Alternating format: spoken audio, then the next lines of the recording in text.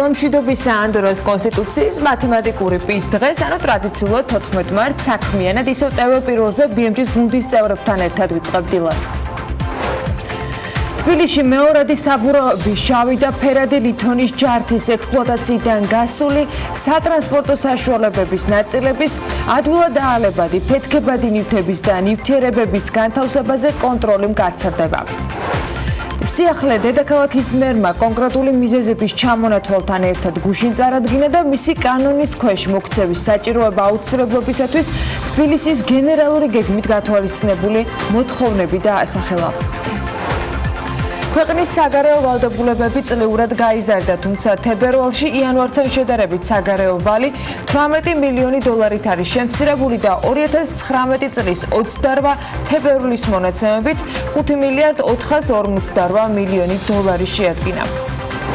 ისევ თებერვალში საგარეო ვაჭრობა გაზრდილია. საქსტატის წინასწარი მონაცემებით 2019 წლის იანვარ-თებერვალში საქართველოში საგარეო სავაჭრო ბრუნვა მილიარდ 740 მილიონი დოლარი შეადგინა, რაც წინა წლის შესაბამისი პერიოდის მაჩვენებელზე 3.6%-ით მეტია. საერთაშორისო საფინანსო ინსტიტუტებმა EBRD, OPIC, ADB, AIB თავრობის ანაკლიის სპორტის დაფინანსებასთან დაკავშირებულ 8 საკითხზე იურიდიულად დაზუსტებული დეტალური პოზიცია წარუდგინა. TBC ბანკმა იაპონიის, ყატარის და ნიდერლანდების კომერციული ბანკებისაგან 25 მილიონი ამერიკული დოლარის საკრედიტო რესურსი მიიღო.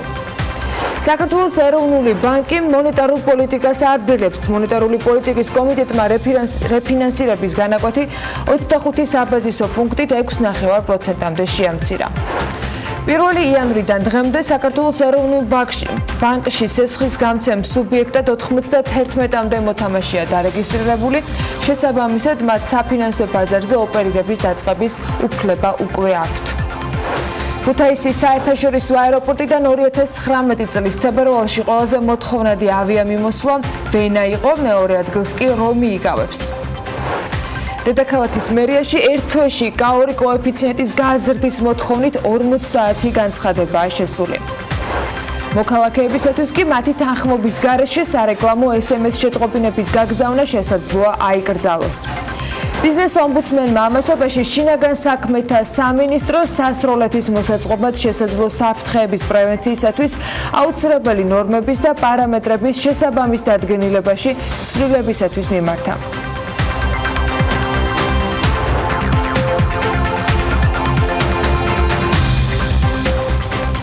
დილამშვიდობისა. Forbes-მა მილიარდერთა პირველი სია ოფიციალურად დაახლოებით 38 წლის წინ გამოაქვეყნა. დღეს სიის სათავეში ლიდერ პოზიციაზე ამაზონის დამფუძნებელი ჯეფ ბეზოსია, რომლის ქონებამაც 131 მილიარდ დოლარს გადააჭარბა. რიცხვები უდავოდ შთამბეჭდავია, თუმცა ეს სულაც არ ნიშნავს, რომ ბეზოსი მსოფლიოს ისტორიაში ყველაზე მდიდარი ადამიანია.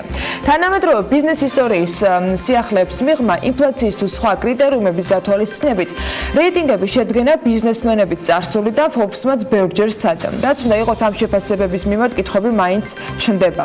საერთაშორისო მედიები კი ყველა დროის ყველაზე მდიდარი ადამიანების ძიებაში მონაცემების დამუშავებას მაინც ეჭიდებიან და ზოგ შემთხვევაში ისე რომ კონკრეტულ რიცხვებს არ ასახელებენ, მაგრამ მაინც საინტერესოა ასეთი რეიტინგები. ჯერ იყო 2 წლის წინ მაგალითად Time-მა გამოაქვეყნა პლანეტის ყველა დროის ყველაზე მდიდრების ჩამონათვალი და მასში მოხვდა სხვათა შორის იოსებ სტალინი, ჩინგიზ ყაენი, ოქტავიანე ავგუსტუსი, ჯონ როკფელერი და სხვა ცნობილი ადამიანები. რამდენიმე დღის წინ ეს რეიტინგი გაახლა BBC-მაც. ბრიტანული მედია საშუალება მსოფლიოს ყველა დროის ყველაზე მდიდარ ადამიანად მანსა მუსას ასახელებს, რომელიც მე-14 საუკუნეში დასავლეთ აფრიკის მმართველი იყო. კალიფორნიის უნივერსიტეტის პროფესორის აღნიშნით, მანსა მუსას სიმდიდრის ოდენობის წარმოდგენა უბრალოდ შეუძლებელია. ამბობენ, რომ მუსას ქონება 400 მილიარდი დოლარი იყო, თუმცა ეკონომიკის ისტორიკოსები იმასაც აღნიშნავენ, რომ ის გაცილებით დიდ ქონებას ფლობდა. მსოფლიოს ყველა დროის ყველაზე მდიდარი ადამიანების ათეული კი აი ასე გამოიყურება. მანსა მუსა მისი ქონების ზუსტი ოდენობა უცნობია და ის 1280-1327 წლებში იყო.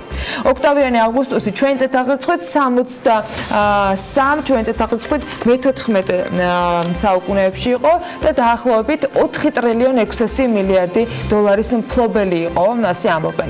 იმპერატორი შენზონგი მისი ქონება დაუზუსტებელი რაოდენობით მესამე პოზიციას იკავებს. აკბარ 1 მისი ქონების ზუსტი ოდენობა აქაც უცნობია, მაგრამ მაინც რატომღაც რეიტინგში 100 პოზიციაზე ნაწილდება.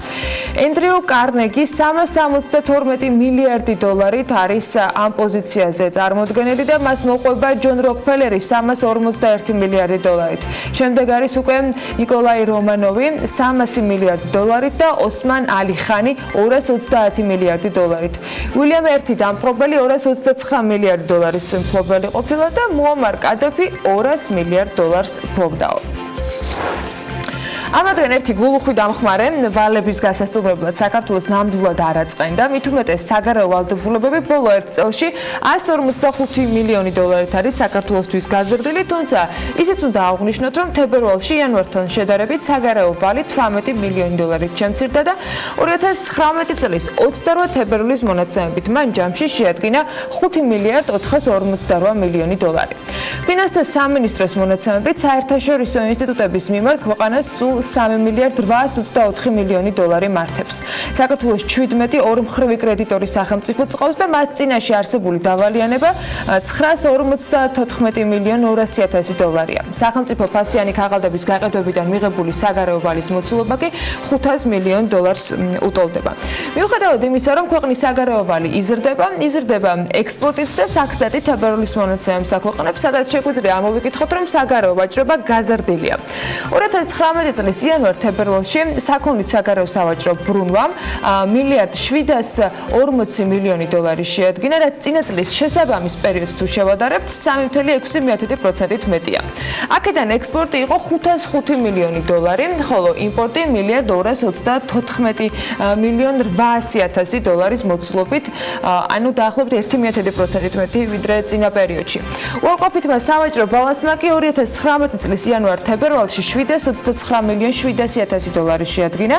ეს საგარეო სავაჭრო ბრუნვის თითქმის 42%, უფრო ზუსტები რომ ვიყოთ 41.9% გახლავთ.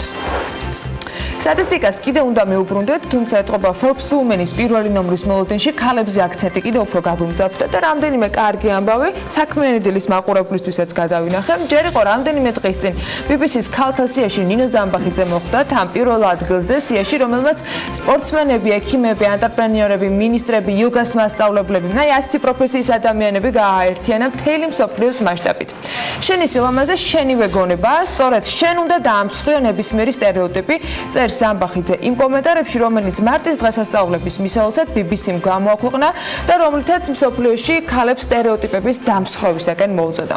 სხვათა შორის ამავე სიაში ისეთი ადამიანები, როგორებიც არის Nike-ის ყოფილი აღმასრულებელი ხელმძღვანელი, Mediacom UK-ის ხელმძღვანელი და ბრიტანელი პარაოლიმპიური ჩემპიონატის მოცურავეც არიან მოხვედრილები. მოკლედ, ნინო ამ ყველა ჩამონათვალი სათავეში გვხდება და აი საინტერესო ამბებსაც გვიზიარებს. სულ ახლა ხანს კი ნინო ცანანიტაშვილი გაეროს ქალთა ორგანიზაციამ ევროპის და ცენტრალური აზიის მოწინავე ინოვატორ ქალთა შორის დაასახელა. ნინო 18 წლის იყო, როდესაც პირველი ქართველი ქალი გახდა, რომელიც Google-ის დეველოპერების გუნდს შეუერთდა. შემდგომ მან Women Technomark-ის დააფუძნა და კომპანია, რომელმაც ტექნოლოგიების განვითარებაში ქალების ჩართულობას უწყობს ხელს, ძალიან დიდი წარმატებაც პოვა. 26 წლის ნინო ცანანიტაშვილი ამ დროისათვის UN Women-ის თანამშრომელი არის და მსოფლიოს 5 რეგიონიდან 100-ზე მეტ ქალს ეხმარება ციფრული უნარჩვევების გაღრმავებაში. როდესაც პროფესიას ვირჩევდი, ვერც კი წარმოვიდგენდი, რომ ტექნოლოგიების და ინჟინერიის სფეროში მოხვდებოდი. დღესაც ბევრ გოგოს აღსჯერა, რომ ამ სფეროში წარმატებას მიაღწევს, ამბობს ნინუცა და მის ამ ფრაზას მხოლოდ იმას მივამატებ, რომ ყველამ უნდა დაიჯეროს, გოგომაც და ბიჭმაც, რომ თავარია გინდოდეს და აკეთებდნენ. წარმატების მიღწევა კი ყველგან და ყველა პროფესიაში სქესის განურჩევლად შეუძლებელია. ამის გამეორება ხშირად და ხმამაღლა გვჭირდება ხოლმე და რაც კიდევ უფრო მნიშვნელოვანია დაჯერებაც. უნდა ვიცოდეთ, რომ უკეთესი ეკონომიკისათვის ქალების გააქტიურება კიდევ უფრო მეტად მნიშვნელოვანი კონტრიბუცია არის საქართველოსთვის და სხვათა შორის მთელი მსოფლიოსათვის. ეს პრობლემა მარტო ჩვენთან არ დგას. მხოლოდ შეძახილი რომ არ გეგონოთ, ფაქტებსაც გაგაცნობთ. მსოფლიო ბანკის მიერ ჩატარებული კვლევით, ქალები ბიზნესი და კანონი 2019-ის მიხედვით 178 ქვეყანას შორის საქართველო არის 79 ადგილზე. ქულები კი გვაქვს აი ასე 79.38 მიასედი. რაც საშუალოზე ოდნავ მაღალი მაჩვენებელია, მაგრამ დიდად გასახარი ვერ იქნება. იმის დასადგენად, თუ როგორ შეიცვალა ქალთა შრომითი უფლებები და კანონმდებლობა გენდერული კუთხით, ბოლო 10 წლის განმავლობაში მსოფლიო ბანკმა ძალიან პატარა კვლევა ჩაატარა, განსაკუთრებულ სიღრმეებს შეიძლება ვერ ჩაწვდნენ, მაგრამ საინტერესო მონაცემები გვაქვს. ამ კვლევის შედეგად ქვეყნები ფასდებოდნენ 1-დან 100 ქულამდე, სადაც 100 ქულა ნიშნავს სრულ გენდერულ თანასწორობას. მსოფლიოს სხვადასხვა ქვეყანაში ქალთა შრომითი უფლებების შესადარებლად მსოფლიო ბანკმა კვლევაში ჯამში 8 მთავარი განმასხვავებელი ინდიკატორი გამოიყენა, მათ შორის იყო სამუშაო ადგილების მოძიება, სამსახურის დაწყება, ანაზღაურების მიღება, ქორწინება, ბავშვის ყოლა, ბიზნესის დაწყება, აქტივების მართვა და პენსიის მიღება. ქვეყნების საშუალო მაჩვენებელმა შეადგინა 74.71 მიასედი ქულა. 100 ქულიანი შეფასება მხოლოდ 6 ქვეყანამ დაიმსახურა და არ გიგურდებათ ალბათ ამ ჩამონათვალში ისეთი ქვეყნები ხვდებიან, როგორც არის ბელგია, დანია, საფრანგეთი, ლატვია, ლუქსემბურგი და შვედეთი. ყველაზე დაბალი შედეგი, ანუ 25.73 მიასედი ქულა კი საუდის არაბეთს აქვს. ამასაც თავისი მიზეზები აქვს და დიდად კვლევა არ ჭირდებოდა ალბათ. კვლევის შედეგად დადგინდა, რომ ბოლო 10 წლის განმავლობაში განვითარებადმა ქვეყნებმა მაჩვენებელი გააუმჯობესეს. მაგალითად, კონგოს დემოკრატიულ რესპუბლიკაში 10 წლის წინ 42.5 ქულა მიენიჭა, წელს კი მათი ქულების რაოდენობამ 70-ს მიაღწია. უნდა აღვნიშნოთ, რომ 10 წლის წინ ჩატარებული კვლევის მიხედვით ვერც ერთმა ქვეყანამ ვერ შეძლო, რომ 100 ქულა მიეღო. დღეს როგორც გითხარით, 6 ასეთი ქვეყანა გვაქვს. საქართველოში მამაკაცის და ქალის ხელფასშორისხოვება კი ამასობაში 37%-იანია. საქართველოს სტატისტიკის ეროვნული სამსახურის ინფორმაციით 2018 წლის მესამე კვარტალში დაქირავებით დასაქმებული მამაკაცის საშუალო ხელფასი იყო 1360 ლარი და 50 თეთრი. ქალების შემთხვევაში 851 ლარი შეადგენდა საშუალო ხელფასი. ანუ საქართველოში მამაკაცები ქალებზე 37%-ით მეტ ხელფასს იღებდნენ. თუმცა დღეისთვის ქალების და მამაკაცების ანაზღაურებას შორის სხვაობა არა მხოლოდ საქართველოსთვის, არამედ მსოფლიოში თითქმის ყველა ბაზრისთვის არის დამახასიათებელი. შრომის საერთაშორისო ორგანიზაციის მონაცემებს თუ ჩავხედავთ, ქალები მამაკაცებთან შედარებით საშუალოდ 20%-ით ნაკლებს გამოიმუშავებენ. ორგანიზაციაში შრომის ანაზღაურებაში არსებულ მსგავს სხვაობას სოციალური უსამართლობის ერთ-ერთ ყველაზე თვალსაჩინო გამოვლინებადაც მიიჩნევენ. ანაზღაურების გენდერული სხვაობა ნაწილობრივ განათლების განსხვავებული დონითაც არის განპირობებული, თუმცა ამასაც თავისი მიზეზები აქვს. დაკავებული თანამდებობებით და ტრადიციულად ქალებისა და მამაკაცების პროფესიების განსხვავებაც თავისთავად აისახება ანაზღაურების სხვაობაზე. თუმცა ამ ყველაფრის მიუხედავად ჯერ კიდევ არის ამოუხსნელი მიზეზები, რომლებიც მაგალითად გენდერულ დისკრიმინაციაზე მიუთითებენ. მაგალითად, ქალები, რომლებსაც შვილები ყავთ, გაცილებით ნაკლებს გამოიმუშავებენ, მათთან შედარებით, ვისაც შვილები არ ყავთ.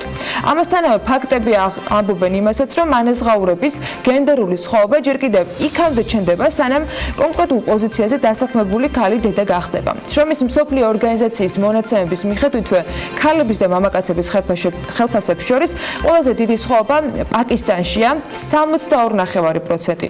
მეორე ადგილს კი ამ ერთგვარ რეიტინგში ნეპალი იკავებს, სადაც ანაზღაურება გენდერული დისბალანსის მიხედვით არის 44.7%-იანი სხვაობით.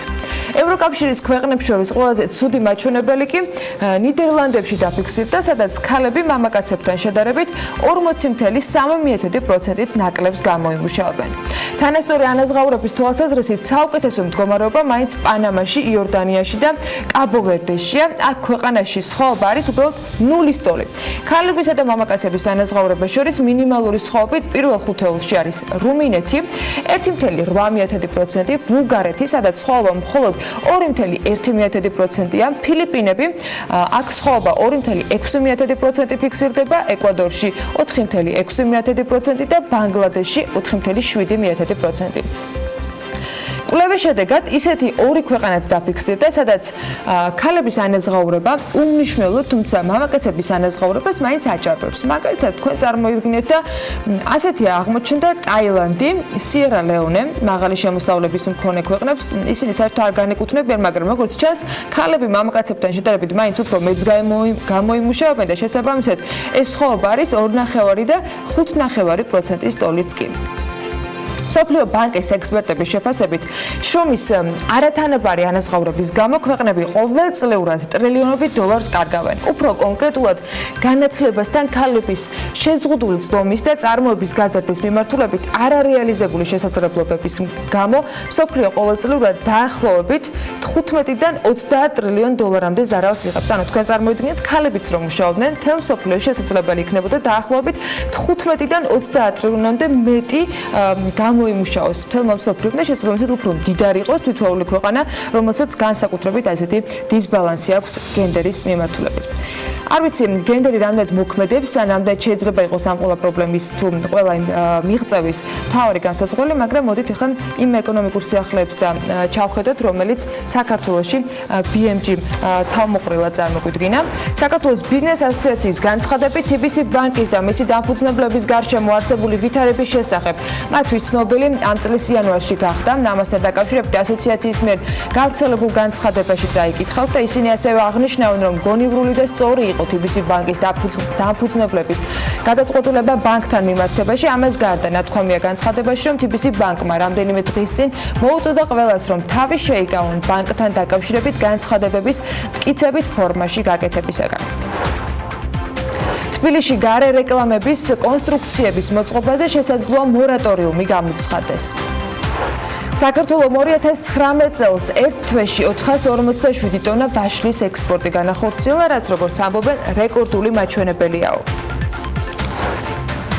ენერგეტიკის სფეროში ახალი პროექტები ქვეყანას უახლოეს პერიოდში 2 მილიარდი დოლარის ახალ ინვესტიციებს მოუტანს. ამასთან დაკავშირებით ეკონომიკის და მდგრადი განვითარების ministris მოადგილემ ნათია თურნავამ განაცხადა და ის ამბობს, რომ სამინისტროს აქვს მთავრობის და პრემიერის დავალება, რომ ენერგეტიკაში მაქსიმალურად გააქტიუროს მხარდაჭერა ინვესტორების მიმართ.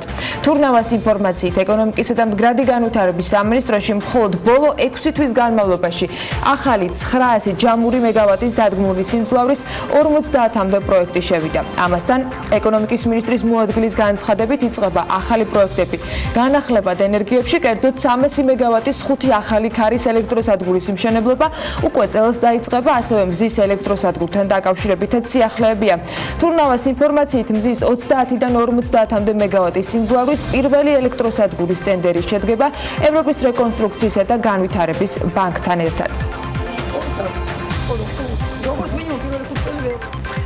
საპენსიო ფონდში ამ დროისათვის 100 მილიონი ლარია მობილიზებული. ლევან სურგულაძის ინფორმაციით, როგორც კი საინვესტიციო საბჭო დაიწყებს მუშაობას რისკების მინიმუმამდე დაყვანის მიზნით, თანხები განთავსდება დივერსიფიცირებულ პაკეტებში.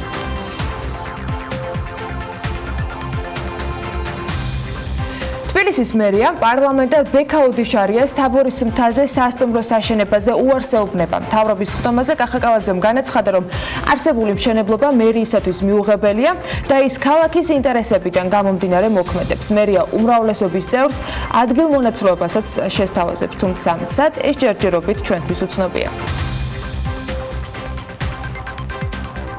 ჩემი დიდი პატივისცემა მინდა დაუდასტურო ბექას, თუმცა ამ მონაკვეთზე და მიწის ნაკვეთზე მშენებლობა ჩვენთვის არ არის მისაღები. თუმცა კიდევ ერთხელ ვიმეორებ, ბექა არის კეთილსინდისიერი მფლობელი ამ მიწის და რა თქმა უნდა ჩვენ არ უნდა დავაზარალოთ, როგორც სხვა შემთხვევებში მოხდა. კალაძის ამ საჯარო განცხადების შემდეგ მედიამ რა თქმა უნდა დეპუტატ ბექაუდიშარიასაც მიაკითხა, რომელმაც განცხადებიდან რამდენიმე საათშივე დაადასტურა, რომ მზად არის კომპენსაციის სანაცვლოდ თაბორის მთაზე სასტუმროს მშენებლობაზე უარი თქვას. საკითხს ცივილური გადაწყვეტა ექნება, ამბობს ის და განმარტავს, რომ 2007 წლიდან, როცა ამ ტერიტორიაზე მან შესასყიდი ფართის ძიება დაიწყო, მშენებლობაზე შეზღუდვა არ ყოფილა. ადამიანს საკუთრებას ხუმარ წაართმევენ, ბუნებრივია საკითხს ცივილური გადაწყვეტა ექნება, ის თუ სად მოხდება ჩანაცვლების შემოთავაზება განთავაზება არის მერიის პრეროგატივა, ხოლო მესაკუთრის პრეროგატივა ამ თემის განხილვა და დათანხმება აღნიშნავს ოდიშარია. დეპუტატის საკუთრებაშია თბილისში თაბორის ნომერ 1-ში ყოფილი ბერძნის ქუჩაზე არსებული ის ტერიტორია, სადაც სასტუმროს მშენებლობა იგეგმებოდა, თუმცა თბილისის მერმა, როგორც უკვე გითხარით, თქვა, რომ აქ სასტუმრო არ აშენდება. კახაკალაძე მთავრობის ხდომაზე ასევე დაიწუნაავლაბრის მეტროს რეაბილიტაციის პროექტიც და მან თქვა, რომ მეტროს ქვედა ვესტიბულის რეაბილიტაცია და მოდერნიზება მიმდინარეობს, მაგრამ ეს არაა ის, რასაც ისინი მოსახლეობას დაპირდნენ. კალაძის თქმით, მათთვის მიუღებელია კოსმეტიკური შეკეთება და სრულიად უგემოვნო დიაფასიანი მასალით მოპირკეთება, რაც რეალურად არაფერს ცვლის.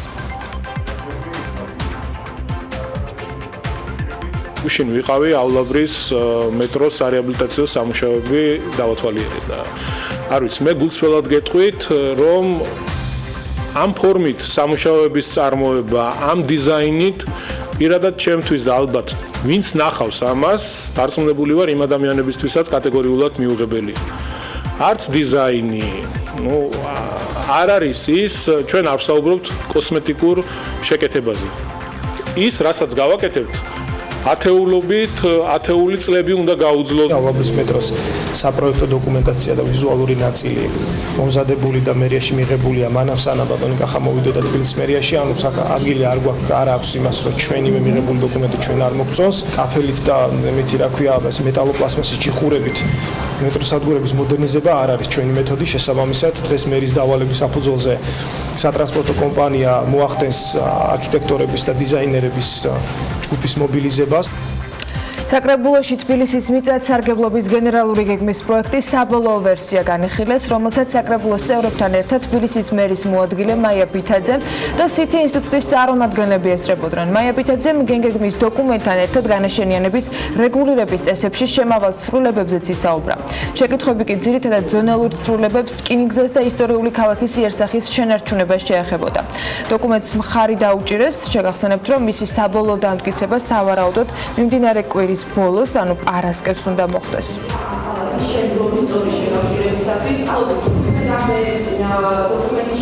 ეხლა უკვე შემოსულია გენგეგმა, რომელსაც გვეუბნებია, რომ თითქოს მივიღებთ მწვანე ქალაქს, მაგრამ სინამდვილეში როგორ უნდა მივიღოთ მწვანე ქალაქი, როდესაც ისევ განაგრძობს სინამდვილეში კახაკალაძე კოეფიციენტების გაყიდვას, ისევ განაგრძობს ეს ადამიანი და ნებადართულია რეკრეაციულ ზონებში, როგორც კერძო, ასევე სასტუმროების მშენებლობა სპეციალური ზონალური შეთანხმებებით და ეს ზონალური შეთანხმებები რჩება მერიას. მე დავარქმევდი ამ სტადიას, სადაც ახლა გენგეგმის განხილვა მიმდინარეობს სადღეგრძელო სტადიას.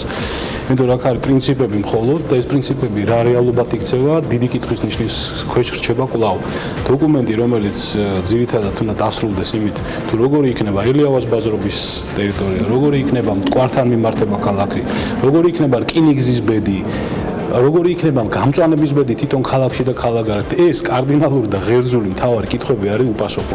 არ უნდა შეგვეშალოს და არ უნდა ვიფიქროთ, რომ გენგეგმა წლების მანძილზე გაფუჭებულ ყველა საქმეს ერთი ხელის მოსმით გაასწორებს, თუმცა დაგვაყენებს სწორ რელსებზე და მოგვაქცევს ჩარჩოში. ჩვენ ამითი უწესრიგ შეზღუდვას მთელ რიგ ასე ვთქვათ, როგორც კერძო სექტორს, ისე თვითონ სახელმწიფო სექტორს მოქმედებებისთვის. ოპოზიცია, რა თქმა უნდა, იტყვის, რომ ეს ცუდია, იმიტომ რომ სინამდვილეში ვერანაირი წუნი ვერ უპოვა და გადაიტანა სხვა საკითხებზე, მას რო კონდეს კონკრეტული შენიშვნა ამ გენგეგმასთან, იტყოდა კონკრეტულ შენიშვნას. არც ერთი დღეს ისეთი პრინციპული შენიშვნა არ უთქვამს, რომელიც ამ გენგეგმის ავკარგიანობას კითხვის ნიშნის ქვეშ დააყენებდა.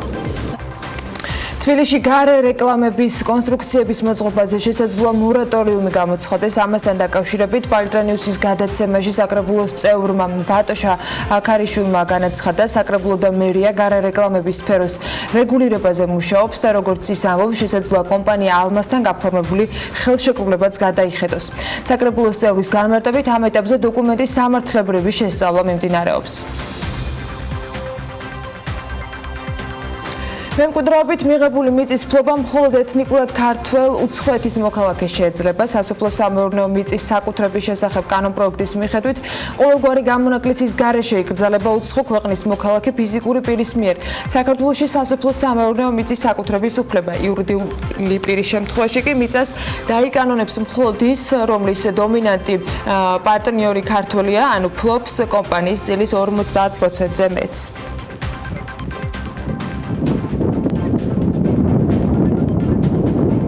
ბიზნეს ომბუდსმენი შინაგან საქმეთა სამინისტროს სასროლეთის მოსაწყობად შესაბამისი ნორმების დადგენის თხოვნით მიმართავს. ირაკლი ლექვინაძის უწყება შინაგან საქმეთა სამინისტროს შესაბამის დადგენილებაში ცვლილებების შეტანას ურჩევს. ბიზნეს ომბუდსმენის აპარატის ინფორმაციითვე მათ მიმართა ერთ-ერთმა კომპანიამ, რომელსაც სურს რომ საქართველოში ღია სასროლეთი მოაწყოს, თუმცა კანონმდებლობით გათვალისწინებულია უსაფრთხოების ისეთი ნორმები, რომლის დაკმაყოფილების მიზნით მას უწევს მნიშვნელოვანი ოდენობის ხარჯის გაწევა, რაც პრაქტიკულად შეუძლებელს ხდის სასროლეთის მოწყობას. კარგი, რაც ზოგადად როცა რეგულაცია მძიმეა, ეს რისკები ყოველთვის მათთან ახლოს შეიძლება. საქართველოს 2019 წელს ერთ თვეში 447 ტონა ვაშლის ექსპორტი განახორციელა, როგორც ის თვით წერს, ეს მაჩვენებელი საქართველოს დამოუკიდებლობის ისტორიაში რეკორდულია. შედარებით მაგალითად 2018 წლის იანვარში საქართველოსთან ექსპორტზე 6 ტონა ვაშლია გასული, რაც იმას ნიშნავს, რომ ამ წლის იანვარში ქვეყანამ 140 ჯერ მეტი გადაზიდვა განახორციელა. FAO-ს ეკონომისტი ასევე აღნიშნავს, რომ სეზონის პირველ ნახევარში საქართველოს უკვე 2,6 ტონა ვაშლი გაყიდა, რაც წინა წელთან შედარებით 30 ჯერ მაღალი მაჩვენებელია.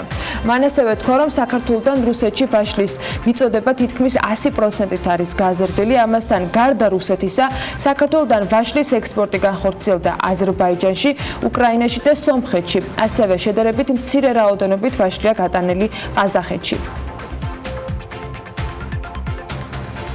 ქართლეჯის ინფორმაციით კასპის მერიაში დაზღვეული მანქანა ბიუჯეტის ხარჯზე გაარემონტეს. კასპის მერიაში ვერ ამტკიცებენ ფაქტს იმის შესახებ, თუ სად მოუხდა ავარია თვითმმართველობის ბალანსზე აღრიცხულ მანქანას. Toyota Hilux-ის შესაკეთებლად 1500 ლარი კომპანია მათე მოტორში გადაიხადეს. საფუძვლად კი სწორედ მანქანის დაზიანებაა დასახელებული.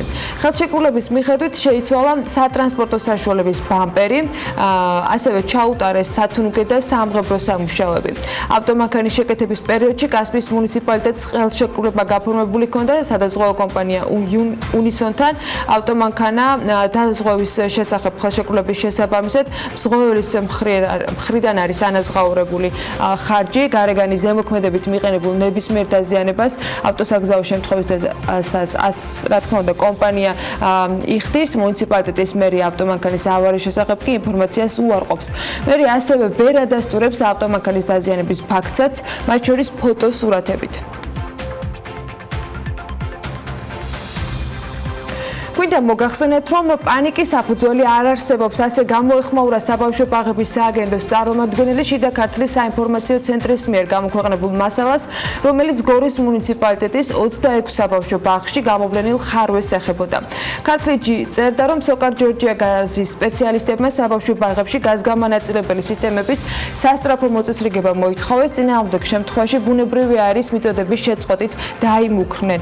უმნიშვნელო პრობლემები ნამდვილად დაფიქსირდა, მაგრამ ეტაპობრივად მიმდინარეობს მათი აღმოფხვრა, აღნიშნავს საბავშვო ბაღების სააგენტო.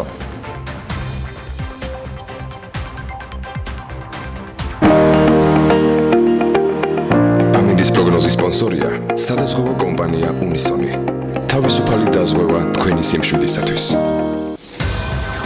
ახლა კი ამინდის პროგნოზის დროა საქმიანი დილის ეთერში. გარემოს ეროვნული სააგენტო გვატყუპინებს, რომ ამინდი საქართველოში განპირობებული იქნება ამიერკავკასიის ჩრდილოეთიდან მოქმედი შედარებით ცივი ჰაერის მასების და სამხრეთიდან გავრცელებული თბილი ჰაერის მასების ურთიერთქმედებით. დრო გამოშვებით ღრუბლიანობა მოიმატებს დღის განმავლობაში, ზოგან იქნება წვიმა და მაღალმთაში იქნება თოვლჭყაპი, დასავლეთის მიმართულების ქარი იქროლებსო. აი ასე 14 მარტს სოხუმში დღის განმავლობაში მაქსიმალური ტემპერატურა 17 გრადუსი იქნება და იწვიმებს, ბათუმში შესაძლოა იყოს მცირე წვიმა და 18 გრადუსამდე გათბება ჰაერი. სხვათა შორის 18 გრადუსი იქნება მაქსიმალური ტემპერატურა ქობულეთშიც. ქუთაისში უმეტესად უნალექოთ ჩაივლის დღე და აქ 20 გრადუსი დაფიქსირდება. ზუგდიდში და ანაკლიაში ორივე შემთხვევაში დღის განმავლობაში შესაძლოა იყოს მცირე წვიმა და მაქსიმალური ტემპერატურა მიაღწევს 19 გრადუსს. ოზურგეთში 20 გრადუსი იქნება და უმეტესად უნალექოთ ჩაივლის დღე. ონში კი იწვიმებს და 16 გრადუსი დაფიქსირდება. გორში 20 გრადუსი ამოსალოდნელი და უმეტესად უნალექოთ ჩაივლის დღე, ისევე როგორც ცხინვალში, მაგრამ აქ მაქსიმუმ 19 გრადუსამდე გათბება ჰაერი. მარნეულში უკვე 23 გრადუსი იქნება 14 თებერვალს, უმეტესად უნალექოთ ჩაივლის დღე, რუსთავში კი 22 გრადუსამდე გათბება ჰაერი. ახალციხეში 18 გრადუსია ნავარაუდები, ბორჯომში 17 და ბაკურიანში 10 გრადუსი. ყველგან აქ უნალექო ამინდი იქნება, ისევე როგორც ახალქალაქში და აქ მხოლოდ 9 გრადუსია მაქსიმალური ტემპერატურა ნავარაუდები. სტეფანწმინდაში იწვიმებს და 7 გრადუსი იქნება. თელავში კი დღის ბოლოს შესაძლოა იყოს მცირე წვიმა და ამის მიუხედავად მაინც 20 გრადუსს მიაღწევს ტემპერატურული მაჩვენებელი. თელავში, როგორც გითხარით, აი ასეთი ამინდი იქნება, სამაგეროდ თბილისში 21 გრადუსი იქნება და დროგამოშვებით ღრუბლიანობა მოიმატებს. დღის ბოლოს აქაც მცირე წვიმას ველოდებით, იქროლებს დასავლეთის მიმართულების ქარი და მხოლოდ 21 გრადუსი იქნება ამ გაზაფხულის პირველი თვის შუა რიცხვებში, ანუ დღეს 14 თებერვალს. და ამასობაში ეს დამიც ვახოტრებთ ადამიანებს ქვეყანაში, ვინც განსაკუთრებით დაინტერესებულია საქართველოში მოგზაურობით და ამბობენ, რომ უცხოელი სპეციალისტებისათვის კომფორტული ქალაქების სიაში თბილისი 197 ადგილზე არისო. რეიტინგი საკონსულტაციო კომპანია მარკერმა გამოაქვეყნა. ამ რეიტინგში გათვალისწინებულია რამდენიმე ფაქტორი, როგორც არის მაგალითად დასვენების შესაძლებლობა, ეკონომიკური და პოლიტიკური გარემო, სამოქალაქო ტრანსპორტის მუშაობა, სოციალური ვითარება, უცხოელ სპეციალისტთა და მათი ოჯახებისათვის სამედიცინო მომსახურების და განათლების ხელმისაწვდომობა. ამინდი არ არის კრიტერიუმად. რეიტინგში პირველ ადგილზე ვენა მოხვდა, მეორეზე არის ციურიხი და მესამეზე ვანკუვერი. რაც შეეხება კავკასიის რეგიონს, სხვათა შორის ამ რეიტინგში ბაქო არის 195 ადგილზე და ერევანი გახლავთ 170 პოზიციაზე. როგორც გითხარით, თბილისი ამ ჩამონათვალში მხოლოდ 197 ადგილზეა და ამინდზე როგორც არ უნდა ვიზრუნოთ, როგორც ჩანს, რამდენიმე საკითხი გამოსასწორებელი გვაქვს და როგორც გითხარით, ამ ჩამონათვალში, რითაც მერკერმა ეს რეიტინგი შეადგინა, არის ისეთი ადგილები, როგორც არის მაგალითად დასვენებისათვის კარგი ადგილების არსებობა ქალაქში, სამედიცინო მომსახურება, საზოგადოებრივი ტრანსპორტი და ასე შემდეგ. მოკლედ, სამუშაო ბევრი გვაქვს და ამისათვის, რა თქმა უნდა, ყოველდღე საქმიანი დაწყება აუცილებელი. საქმიან პირველის გუნდთან და რა თქმა უნდა BMG-ს გუნდის წევრებთან ერთად ჩვენ პირველ სტუმარს სულ რამდენიმე წუთში უმასპინძლებთ, იქამდე კი სარეკლამო პაუზა გროვდება და რა თქმა უნდა დღეს საქმიან ძალიან საინტერესო თემებით ვაგრძელებთ.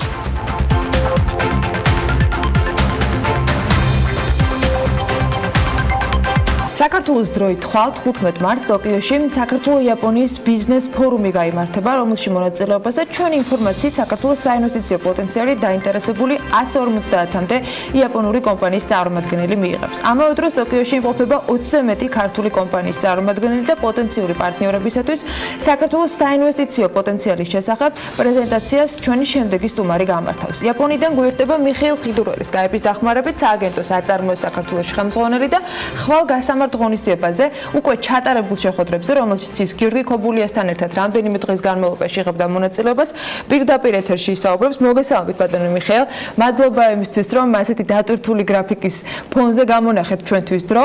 პირველ რიგში მაინტერესებს, რა ტიპის ბიზნეს ფორუმი იგეგმება ხვალ, ვინ არიან სტუმრები და რა ტიპის ქართული კომპანიები არიან იმ 20-ში, რომელიც უკვე ვახსენე. მოგესალმებით.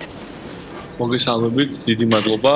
დიახ, ნამდვილად საინტერესო ფორუმი გაიმართება. ხვალ იქიდან გამომდინარე, რომ დიდი ხანია იაპონიაში ამ ტიპის ბიზნეს აქტივობა ჩვენ საქართველოს არ ქონია.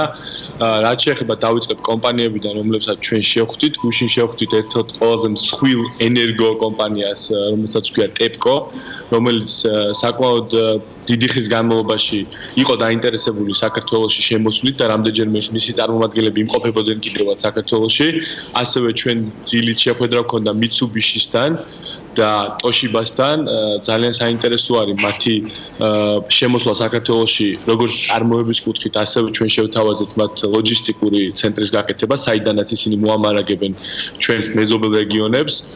Mitsubishi-სთან შევთავაზეთ, რომ Mitsubishi მოკლევას დაიწყებს უკვე ჩვენ ბაზარზე და რამდენიმე თვეში დაგვიბრუნდება პასუხით და შემდეგი ნაბიჯებს გადადგავს თუ არ გადადგავს. რაც შეეხება ტოშიბას, აქაც ჩვენ ვთავაზობთ მას ელექტრო ნაწილების წარმოებას საქართველოში, ასევე წარმოებასთან ერთად ლოჯისტიკური ცენტრის გახსნას და ყველა იმ კომპანიას, ვისაც ჩვენ გვხვდებით, ვაცნობთ საქართველოს მთავრობის ახალ ინიციატივას, რომელიც გულისხმობს საერთაშორისო დიდი კორპორაციებისთვის საქართველოში წარმომადგენლობის გახსნას, საიდანაც ისინი სერვისს მიაწვდიან და გაყიდიან სხვადასხვა რეგიონებში. ისინი სრულად იქნებიან, ანუ არ გადაიხდიან არანაირ გადასახადს. ზუსტად აი ეს ხელშეწყობის მექანიზმი არის ძალიან საინტერესო იაპონური კომპანიებისთვის. ჩვენ დღის განმავლობაში კიდევ ვხვდებით კონიკას, ასევე ჩვენ ვხვდებით ტაქსის და უკვე რა თქმა უნდა ჩვენ ხვალ როგორც თქვენ თვითონ ახსენეთ 150-ზე მეტი კომპანია იქნება წარმოდგენილი, რომლებსაც ასევე გავაცნობთ საქართველოს საინვესტიციო პოტენციალს. ჩვენი პრემიერი, ჩვენი მინისტრები მიესალმებიან სიტყვის დამწყის საზოგადოებას. რაც შეეხება ქართულ კომპანიებს, საკმაოდ მრავალპროფილური სექტორებიდან არიან ისინი წარმოდგენილი, რადგან მოგეხსენებათ იაპონია არის ძალიან საინტერესო ბაზარი მათთვის.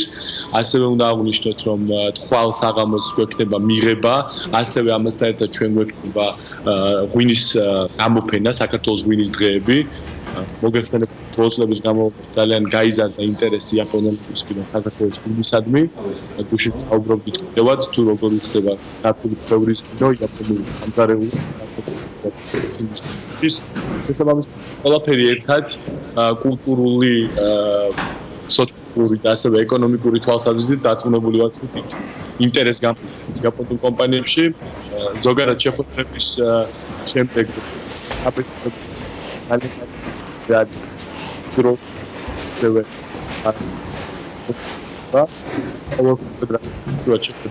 ბატონო მიხეილ, ცირე ტექნიკური ხარისხი მოგწევთ, ეცდები რომ კითხვის პარალელურად გამოვასწოროთ ეს საშუალება. თქვენ ახსენეთ უკვე ჩატარებული შეხვედრები, მაგრამ მოდით ჯერ დავასვათ ხვალინდელი დღის გეგმა. თქვენ ის 20 კომპანია ახსენეთ, რომელიც როგორც თქვით მრავალპროფილურია და მაინც რომ დავასახელოთ რამდენიმე ღვინის გარდა კიდევ რა ტიპის კომპანიებით არის საქართველოს წარმოდგენილი, რა შეთავაზებებით იმის ფონზე, თან რომ საუბარი იყო სტარტაპებისათვის ხელშეწყობაზე და ამაზეც აუცილებლად მინდა რომ მოვიკითხო ამ შეხვედრების შედეგები. კი ბატონო, სტარტაპების კუთხით ჩვენ ამ შემთხვევაში ნაკლებად ყავს წარმოდგენილი კომპანიები საქართველოსდან, თუმცა არიან კომპანიები, რომლებიც სერვის, მაგალითად აი მარკეტინგულ სერვისებს აწვდიან, უცხოურ კომპანიებს. შესაბამისად, რაც შეეხება სტარტაპებს, დიახ, ეს არის ძალიან კარგი დაწყების წერტილი ჩვენი და იაპონური დიდი კომპანიების თანამშრომლობის, რადგან ისეთი დიდი იგივე შემთხვევა ჰქონდა ზუსტად კორეაში, როცა ჩვენ ვხვდებოდით დიდ კომპანიებს, როგორც არის Hyundai, როგორც არის Samsung-ი.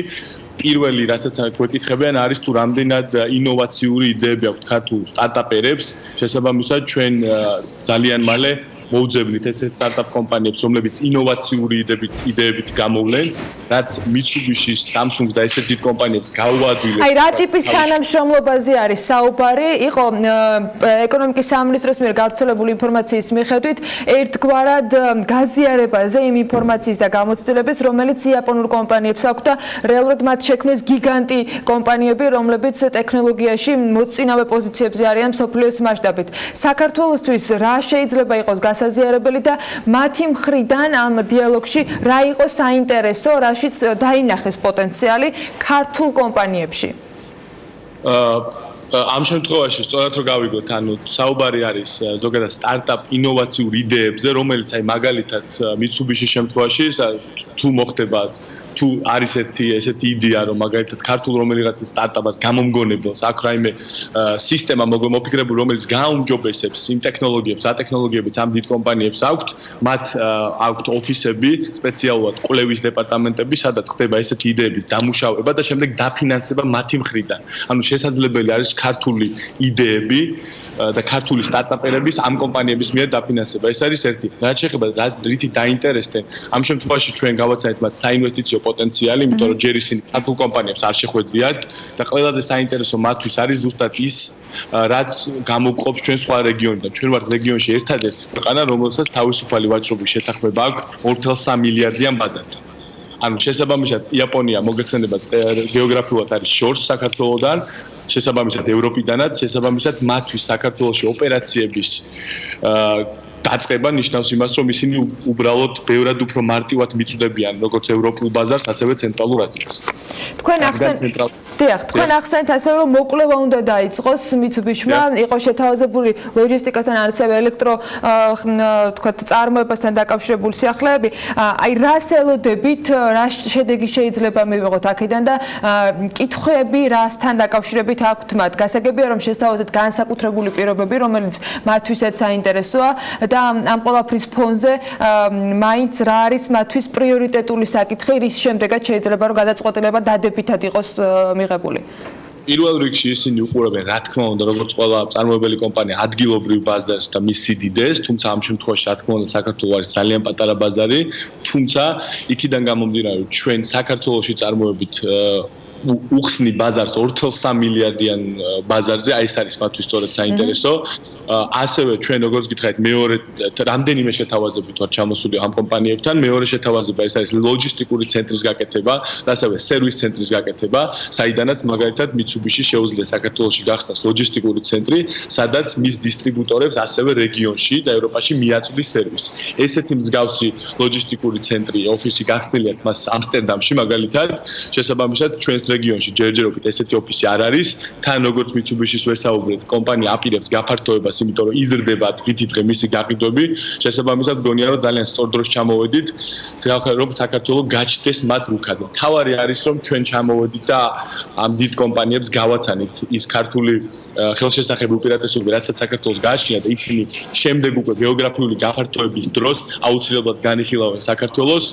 ჩვენ გვექნება მათთან მუდმივი კონტაქტი საქართველოში დაბრუნების შემდეგაც და დარწმუნებული ვარ რომ ეს არ იქნება პირველი ვიზიტი საქართველოსთან, ასევე ჩვენ რაგბის სოფლიო ჩემპიონატზე ვიღებთ მონაწილეობას და გეგმავთ რომ აწარმოოს საქართველოს რაღაც ქართული პროდუქციის მარკეტი გავაკეთოთ და გამოფილოთ ტოკიოში, ამიტომ ამას უნდა ძალიან მიყოლა. იაპონელები არიან ადამიანები, რომლებსაც ურთიერთობა არის ძალიან მნიშვნელოვანი, შესაბამისად ეს ფუნდამენტი დღეს და ხვალ რა თქმა უნდა ჩაისხმება, თუმცა ამას დაჭირდება ძალიან ისეთი მიყოლა. ბატონო მიხეილ, იაპონიის ელჩი საქართველოში ამ შეხვედრების პარალელურად აღნიშნავდა რომ იაპონური დელეგაციაც უნდა ჩამოვიდეს საქართველოში. ამაზე საუბრისას დაახლოებითი თარიღი თუ იყო განსაზღვრული ამ შეხვედრებზე და აქ საქართველოში თუ ვახვედრებთ რაიმე ფორუმს ან თქვათ იქნება თუ არა თქვენგან გაწერილი, რა ტიპის ბიზნესები შეიძლება დაახვედროთ, რა ტიპის თქვათ ინფორმაცია შეიძლება უკვე მოამზადოთ წინასწარ, იმიტომ რომ ასევე გაფორმდა გიორგი ქობულიას შეხვედრებისას წინასწარი მოკვლევისათვის შესაბამისი ხელშეკრულება იმისათვის რომ გაფართოვდეს ურთიერთობები, აი რა ვადაში რა სამუშაოს ჩატარება მოგიწევთ იმისათვის რომ უკვე იაპონურ დელეგაციას საქართველოში სტუმრობისას კონკრეტული შედეგები ვაჩვენოთ. კი ბატონო, დიახ, სწორად მივხვდი, რასაც მიგვანიშნებთ, ეს არის ზოგადად რუსულ იაპონური კომპანიები, რომლებიც დაინტერესებული არიან ჩამოვიდნენ საქართველოში, მათ შორის ამ დელეგაციაში. ჩვენ ეხლა ვმუშაობთ ზუსტად მათი კალენდრის შედგენაზე, თუ სწორად მახსოვს, ეს უნდა იყოს აპრილში, მაგრამ არ მინდა რომ მსმენელი და მაყურებელი შეცდომაში შევიყვანოთ. დიახ, ჩვენ ამ კომპანიებს დავხვდებით.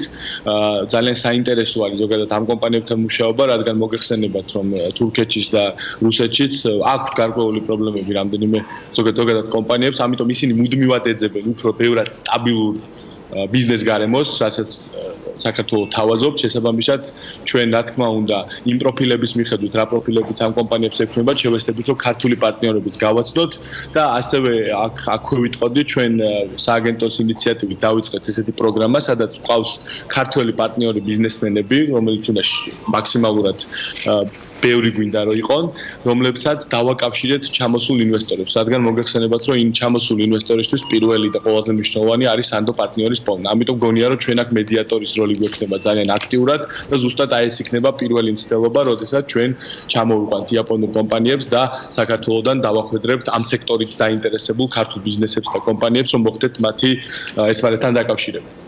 წარმატებაში გისურვებთ ხვანიდელ ფორუმზე, გამოფენაზე ერთგვარად, სადაც ძალიან საინტერესო შეხვედრები იქნება და რა თქმა უნდა საქართველოშიც. მადლობა ბატონო მიხეილ ხიდურელი, ნაწარმოები საქართველოში ხელმძღვანელი გვერდებოდა პირდაპირ ეთერში ტოკიოდან. ხვალ როგორც უკვე მოისმინეთ, 15 მარტს ტოკიოში საქართველო-იაპონიის ბიზნეს ფორუმი გაიმართება, რომელშიც მონაწილეობას საქართველოდან 20-მდე კომპანია მიიღებს და დაახლოებით 150-მდე იაპონური კომპანიის წარმომადგენელი იქნება მასში ასევე მონაწილე, რა თქმა უნდა, იქნებიან საქართველოს მთავრობის წევრები, პრეზიდენტის წარმოადგენლები იმ საინვესტიციო პოტენციალზე, რომელიც ჩვენს ქვეყანას აქვს შესათავაზებელი, მათ შორის იაპონური ბიზნესებისათვის. ახლა კი უნდა გადმოვინაცვლოთ თბილისში, სადაც საცხოვრებელ ზონაში ავტომობილების მეორადი საბურავებით, ალებადი ნივთიერებებით, ჯართით და დაშლილი ნაწილებით ვაჭრობა შესაძლოა აიკრძალოს.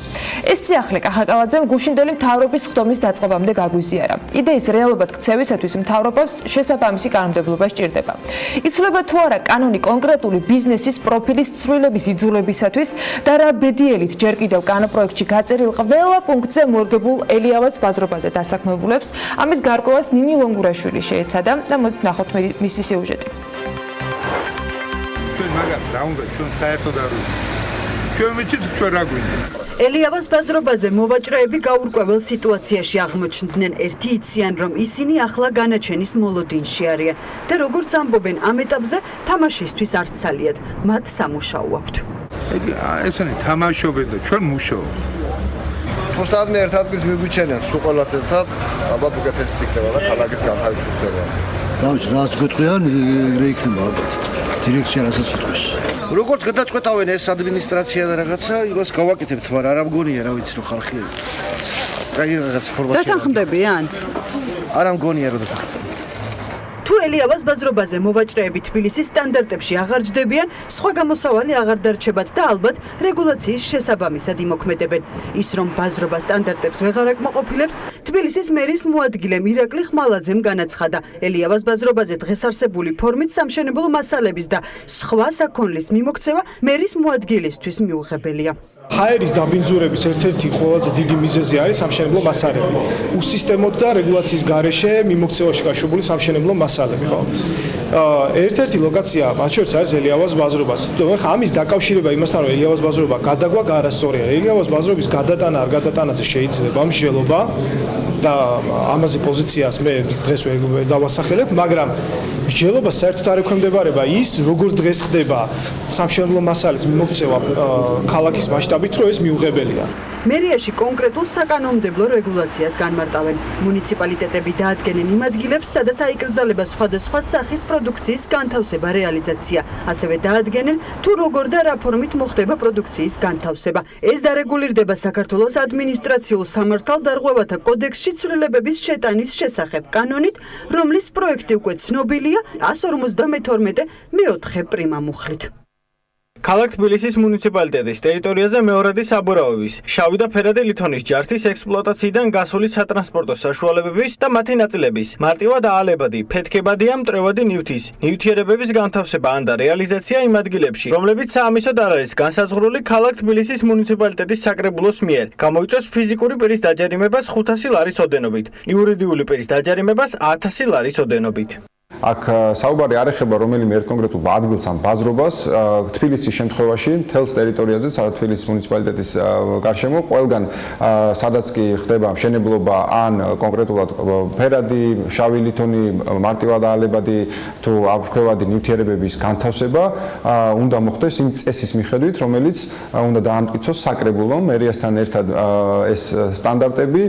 პარლამენტის გარემოს დაცვის და ბუნებრივი რესურსების კომიტეტი ქმნის სამართლებრივ საფუძველს, რომ აღნიშნული წესი საკრებულომ 1 ივლისამდე დაამტკიცოს. როგორ იქნება გადაწყვეტილება ამის ვარაუდი შესაძლებელია, თუმცა კონკრეტულ დასკვნებზე ახლა ვერ ვისაუბრებთ. ისიც შეგვიძლია ვთქვათ, რომ ფაქტია ცვლილება, რომელზეც გუშინ თბილისის მთავრობაში ალაპარაკდნენ, ყველა პუნქტის მიხედვით ერგება ელიავას ბაზრობას და ამ სადაო საკითხთან დაკავშირებით კი შესაბამისად უფრო მეტი კითხვა უნდა გაჩნდეს. მაგრამ მერიაში ამბობენ, რომ ეს გადაწყვეტილება უკავშირდება მხოლოდ ერთს, რომ დედაქალაქში შესაბამისად ჰაერი და გარემო იყოს უფრო ჯასახი. ახლა კი მოგიყვებით იმ ქვეყნებზე, სადაც ჰაერი ყველაზე დაბინძურებულია. რეიტინგის ავტორები Green Space და Air Visual არიან, რომლებმაც გლობალური სისუფთავის რეიტინგი 3000-მდე ქალაქის მონაცემებზე დაყრდნობით შეადგინეს და ჰაერში მტვრის ნაწილაკების დონე შეაფასეს. მათი მონაცემებით დაბინძურებული ჰაერი მსოფლიოს მასშტაბით დაახლოებით 7 მილიონი ადამიანის ჯანმრთელობას პრობლემებს უქმნის. ანუკა ჯოხაძე გვერდება საქმიანი დილის ეთერში. ანუკა დილა მშვიდობისა ანა. რეიტინგის მიხედვით ერთ-ერთი დაბინძურებული ჰაერი ნიგერიაშია, რომელმაც საერთო რეიტინგში მეათე ადგილი დაიკავა. ქვეყანაში ისეთი საქმიანობებია განვითარებული, როგორებიცაა ნავთობის, ნახშირის, პალმის ზეთის და რეზინის წარმოება. ნიგერიის მოქალაქეები ტყავსაც ამუშავებენ, აწარმოებენ ქიმიურ პროდუქციას და ალუმინს. ეს ყველაფერი კი ალბათ არც გაგიკვირდებათ, რომ ქვეყანაში ჰაერის დაბინძურების დონეს ხელს უწყობს. მე-9 ადგილზე არაბეთის გაერთიანებული საემიროები მოხვდა, სადაც ჰაერის დაბინძურებაში უმთავრეს როლს ნავთობის წარმოება ასრულებს, რაც ქვეყანაში ჰაერის დაბინძურების დონეს კიდევ უფრო ზრდის. ამ მიმართულებით კი მოსახლეობა არც თუ ისე აქტიურია. არაბეთს კი ნეპალი მოსდევს, აქ დაბინძურების დონე იმდენად მაღალია, რომ სიცოცხლის ხანგრძლივობა ბოლო წლებში 4 წლით შემცირდა. რეიტინგში სახელდება ქუვეითიც, რომლის შეფასებისას ექსპერტებმა დაადგინეს, რომ ქვეყანა ნავთობის მსხვილ მარაგებს ფლობს, მისი რაოდენობა დაახლოებით 102 მილიარდი ბარელია, რაც ნავთობის მსოფლიო მარაგების 9% შეადგენს. ქუვეითის მთლიანი შიდა პროდუქტის 50% და ექსპორტის შემოსავლის 95% სწორედ ნავთობზე მოდის. ანუკა ყველაფერი იმის გათვალისწინებით, რომ ქვეყანაში ამ ქუვეითზე ვსაუბრობთ, თქო და ეკონომიკა ძირითადად სწორედ ნავთობზე არის დამოკიდებული და ნავთობის წარმოებასთან, რამდენად დიდი არის მისი უარყოფითი გავლენა უშუალოდ გარემოზე ამ კონკრეტული ქვეყნის მაგალითზე, იმიტომ რომ ფაქტია, წარმოება ამ შემთხვევაში საკმაოდ დიდი არის. ანა, ჰაერის დაბინძურების კუთხით, რა თქმა უნდა, მნიშვნელოვანი გავლენა აქვს ჰაერის დაბინძურებას. ამასთან ამ გარემოებას კიდევ უფრო ისამძიმებს, რომ ნავთობის მწარმოებლები ხშირად არასათანადო პირობებში ინახავენ ნავთობს, რაც არსებულ მდგომარეობას კიდევ უფრო ამძიმებს. მე-6 ადგილზე არის მონღოლეთი, მიუხედავად იმისა, რომ მოსახლეობის უმეტესობა ქალაქებში ცხოვრობს, ქვეყნის ეკონომიკის მნიშვნელოვანი წილი მრეწველობაზე და სოფლის მეურნეობაზე მოდის. მნიშვნელოვანი როლი ენიჭება ასევე სპილენძის, ქვანახშირის და ოქროს წარმოებასაც, რაც გარკვეულწილად უარყოფითად აისახება ქვეყანაში ჰაერის დაბინძურებაზე. ხუთეულს, რა თქმა უნდა, ბაჰრეინი ხსნის, სადაც ჰაერის დაბინძურება ქუვეითის მსგავსად ნავთობისა და ნავთობპროდუქტების წარმოებას უკავშირდება. ამ მიმართულებით დაბინძურების დონე მსოფლიოში დადგენილ საშუალო დონის 50-ჯერ აღემატება. მე-4 და მე-3 ადგილებს კი ავღანეთი და ინდოეთი ინაწილებენ. ავღანეთის ცენტრალური აზიის სახელმწიფოა, რომელიც ისტორიული სავაჭრო და მიგრაციის ცენტრია. ქვეყანაში არსებული მდგომარეობა ავღანეთში ჰაერის დაბინძურებაზე მნიშვნელოვან გავლენას ახდენს. მას მხოლოდ ერთი პოზიციით ინდოეთი ჩამორჩება, რომელმაც ეკონომიკური განვითარების მიმართულებით მე-20 საუკუნეში გარკვეული ნაბიჯები წინ გადადგა, თუმცა ამის მიუხედავად მოსახლეობის ნაწილი მაინც აგრძელებს უკიდურეს სიღარიბეში ცხოვრებას. ინდოეთიც ახსენეთ, არა არის ამ შემთხვევაში ჰაერის დაბინძურების მთავარი მიზეზი, როცა ინდოეთზე შეგვიძლია ვსაუბაროთ. ანა, დღევანდელი რეიტინგით ინდოეთი მნიშვნელოვანი ეკოლოგიური პრობლემების წინაშე შედგანს, დაბინძურებულია წყალი და ჰაერი, რაც დიდ პრობლემას წარმოადგენს როგორც ადამიანებისთვის, ისე ცხოველებისთვის და ფრინველებისთვის. მეორე ადგილს პაკისტანი იკავებს, სადაც დაბინძურების პრობლემები ძირითადად ორ ჯგუფად იყოფა. პირველი ბუნებრივ რესურსებს უკავშირდება და მეორე ჰაერისა და წყლის დაბინძურებას. ეს რაც შეეხება მეორე ადგილს, ხოლო ჰაერი ყველაზე მეტად დაბინძურებული ბანგლადეშია. ამ ქვეყანაში მოსახლეობის 34% სიღარიბის ზღვარს მიღმა ცხოვრობს. ბანგლადეში სხვადასხვა ნედლეულის გადამუშავება მოძველებული ტექნოლოგიებით ხდება, რაც ამძიმებს არსებულ მდგომარეობებს. ისეთი მაღალი ტოქსიკური შემცველობის ნივთიერებები კი როგორიცაა მაგალითად ქრომი, დამატებითი უზრუნველყოფის გარეშე იყრება ნაგავსაყრელებზე, რაც გარემოს დაბინძურებას იწვევს. ეს რაც შეეხება იმ ქვეყნებს, სადაც ჰაერი ყველაზე მეტად არის დაბინძურებული. თუმცა ამის საპირისპიროდ მსოფლიოში არსებობენ ქვეყნები, სადაც ჰაერის დაბინძურებას განსაკუთრებული ყურადღება ექცევა. რომელმა ქვეყნებმა შეძლეს ყველაზე სუფთა ქალაქების ათეულში მოხვედრა, ამის შესახებ უფრო მეტ ინფორმაციას მარიამ ადამია მოგვაწვდის. დილა მშვიდობის ანა, ანუკა, სად არის ჰაერი ყველაზე სუფთა? კითხვაზე პასუხის გასაცემად ისევ Green Place-ისა და Ear Visual-ის მიერ შედგენილ გლობალურ რეიტინგს მოუშველია, რომლის შესადგენადაც მეცნიერებმა პლანეტის 3000-ზე მეტ უმსხვილეს ქალაქში ჩაატარეს გამოკვლევა, შეაფასეს დაბინძურებული მაჩვენებლები, შეადარეს ერთმანეთს ისინი და გამოაყენეს ანგარიში, სადაც გამოკვეთილად ჩანს თუ სად არის ყველაზე ნაკლებად ჰაერი დაბინძურებული და რომელ ქალაქშია. ამავე მიზეზით გამოწვეული დაავადებები, დაწყებული ალერგიით, ონკოლოგიური დამთავრებული ყველაზე ნაკლები. აქვე გეტყვით, რომ დაბინძურებული ჰაერის გამო წელიწადში 7 მილიონზე მეტი ადამიანი კვდება ნაადრევად, თუმცა ეს არ ეხება ისლანდიას. ქვეყანას, სადაც ჰაერი ყველაზე სუფთაა, რადგან მას ოკეანე იცავს ყველა უმსხვილესი ინდუსტრიისაგან. ყველაზე სუფთა ეკოლოგიური მდგომარეობის მქონე ქვეყნების რეიტინგში მეორე ადგილს კი ფინეთი იკავებს, თუმცა ეს იმას არ ნიშნავს, რომ მათ პრობლემა არ აქვთ. მთავარ გამოწვევად ფინეთში გარემოს დაცვა სახელდება, რომელზეც ბუნებრივი საწვავი ახდენს ზემოქმედებას, ამიტომაც ქვეყანაში ამ მიმართულებით სისხლის სამართლის კოდექსის გამკაცრებას განიხილავენ. ანუ გამოდის, რომ ჰაერი სხვა ქვეყნებთან შედარებით შესაძლოა იყოს სუფთა, თუმცა მინიმუმ ერთი ეკოლოგიური პრობლემა მაინც იყოს მოუგვარებელი, ხო? ანა, მაგალითად მესამე ადგილზე რეიტინგში ავსტრალია დასახელდა, რომელსაც მართალია შედარებით სუფთა ჰაერი აქვს ვიდრე ჩვენ საქართველოში ან თუნდაც მთელს მსოფლიოში, მაგრამ აქვს უმძიმესი პრობლემა სუფთა წყლის. ამიტომაც ქვეყანაში არსებობს ოფიციალური შეზღუდვები წყლის გამოყენებასთან დაკავშირებით. სამეულში ვერ მოხდა, თუმცა მეოთხე ადგილზეა აღმოსავლეთ ევროპაში, ბალტიის ზღვის ჩრდილოეთით მდებარე სახელმწიფო ესტონეთი, რომელიც არასდროს ყოფილა გადატვირთული სატრანსპორტო საშუალებებით, თუმცა ყოველთვის დიდი რაოდენობის მწვანე საფარს ფლობდა და საკმაოდ კარგადაც უვლიდა მას. მეხუთე ადგილას მოხვდა შვეიცარია, რომლის პარლამენტმაც 16 ეკოლოგიური და გარემოს დაცვითი პრობლემა გამოკვეთა და მიზნად მისი მოგვარება დაისახა, რომელიც საბოლოო ჯამში 2020 წლისთვის დაძლეული უნდა იყოს. მათ შორის დასახელდა კლიმატზე გავლენის შემცირება, სუფთა ჰაერის შენარჩუნება, გარემოს მოწესრიგება, წყალქვეშ ბიოლოგიური მრავალფეროვნების გამდიდრება და ტოქსიკური ნივთიერებების შემცირება. საინტერესოა, რა მეთოდით იცავენ ქვეყნები საკუთარ მოქალაქეებს დაბინძურებული ჰაერისაგან და როგორია ამ პრობლემასთან გამკლავების სხვადასხვა გზები. ანა, მაგალითად ნორვეგია, რომელიც რეიტინგში მეექვსე პოზიციას იკავებს, აქედან დავიწყებ კითხვაზე პასუხის გაცემას, დაბინძურებულ ჰაერს საკუთარი ბუნებრივი რესურსებისა და მწვანე საფარის შენარჩუნება გამდიდრებით ებრძვის. განსაკუთრებით ქმედითი ნაბიჯები სწორედ იმ ტერიტორიებზე იდგმება, სადაც მოქალაქეები ცხოვრობენ უმეტესად. ამავე პრინციპით მოქმედებს ახალი ზელანდიაც და დღევანდელი მდგომარეობით ნამდვილად სამაგალითოა ტყეების სიმრავლის, ტბების, მდინარეების, მთებისა და შესაბამისად სუფთა ჰაერის მაჩვენებლით. ამ ყველაფერს კი იცავს როგორც სახელმწიფო, ასევე კერძო სექტორი, ადგილობრივი მოქალაქეები და ტურისტებიც კი. რეიტინგში მერვე პოზიციაზეა კანადა, პირველი ქვეყანა, რომელმაც ხელი მოაწერა ვენის კონვენციას ოზონის შრის დაცვასთან დაკავშირებით. ეს ის ქვეყანაა, სადაც ყველაზე მაღალია სიცოცხლის გახანგრძლივების მაჩვენებელი, რაც ძირითადად ეკოლოგიური მდგომარეობით არის განპირობებული და ასევე რა თქმა უნდა მოსახლეობის საშუალო შემოსავლით. მე-9 პოზიციას ალბათ გაგიკვირდებათ თუ გეტყვით, რომ ამერიკის შეერთებული შტატები იკავებს, 10-ს კი პორტუგალია ასრულებს.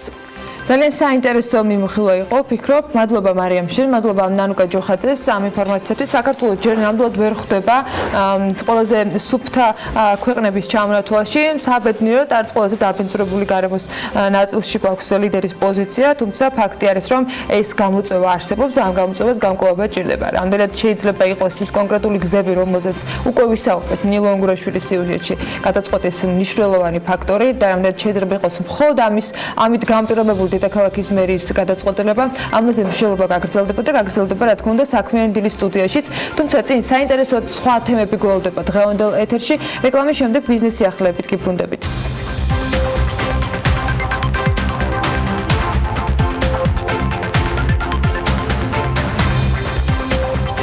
ელიავას ბაზრობა შეიძლება არ გაუქმდეს, მაგრამ ისეთი ფორმით საქმიანობას ვეღარ შეძლებს, როგორც დღეს. კახაკალაძემ თბილისის მთავრობის ხდომაზე თქვა, რომ დედაქალაქის მთავრობა მუშაობს საკანონმდებლო ცვლილებაზე, რომლითაც ქალაქის საცხოვრებელ ზონაში ექსპლუატაციიდან გამოსული ავტომობილების ნაწილებით ვაჭრობა, ჯართით ვაჭრობა აიგრძალება, ასევე აკრძალული იქნება მარტივად აალებადი ნივთიერებებით და მეორადი საბურავებით სხვადასხვა დასახელებების პროდუქტების გაყიდვა.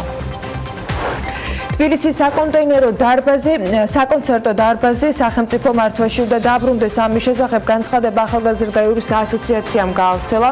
საია სახელმწიფო ქონების ეროვნული სააგენტოს მიმართ მოწოდებას ავრცელებს და ამბობენ, რომ სააგენტომ დაუყოვნებლივ უნდა დაიწყოს პროცედურები, რომელიც თბილისის სახელმწიფო საკონცერტო დარბაზის სახელმწიფოს მართვაში დაბრუნებასთან არის დაკავშირებული.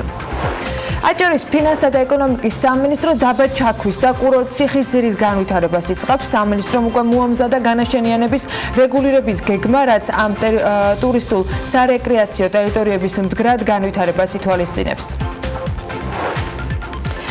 76 მილიონი დოლარით ბიძინა ივანიშვილი საქართველოს უმსხვილესი პანამელი ინვესტორია. 76 მილიონი დოლარი ტურიზმის განვითარების ფონდი საქართველოს ტოპ ინვესტორების ათეულში ხვდება.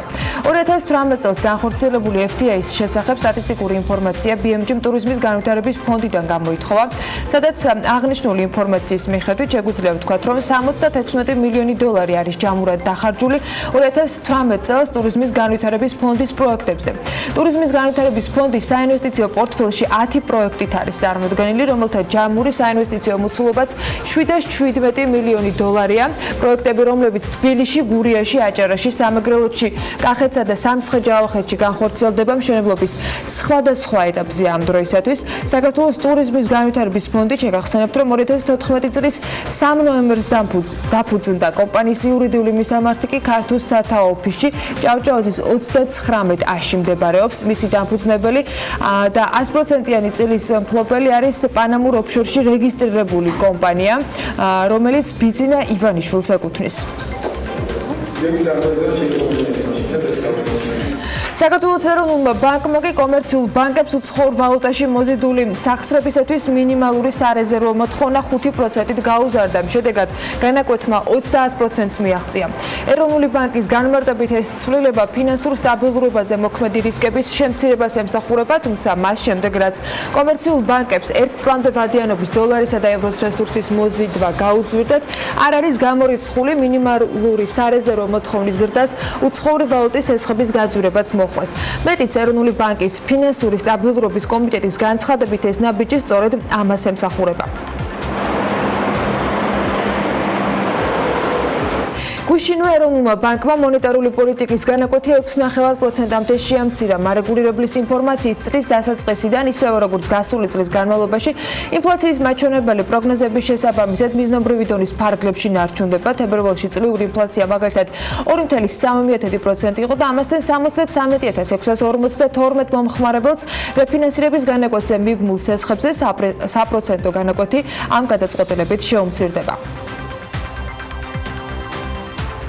ქართული კომპანიების ფასიანი ქაღალდების შეძენა კი უცხოელი ინვესტორებისათვის გამარტივდა. საერთაშორისო ცენტრალური დეპოზიტარის ქლიასტრიმის საშუალებით ფასიანი ქაღალდების შენახვან და ანგარიშწორება სახელმწიფო და საერთაშორისო საფინანსო ინსტიტუტებთან ერთად კერძო კომპანიებსაც შეუძლიათ.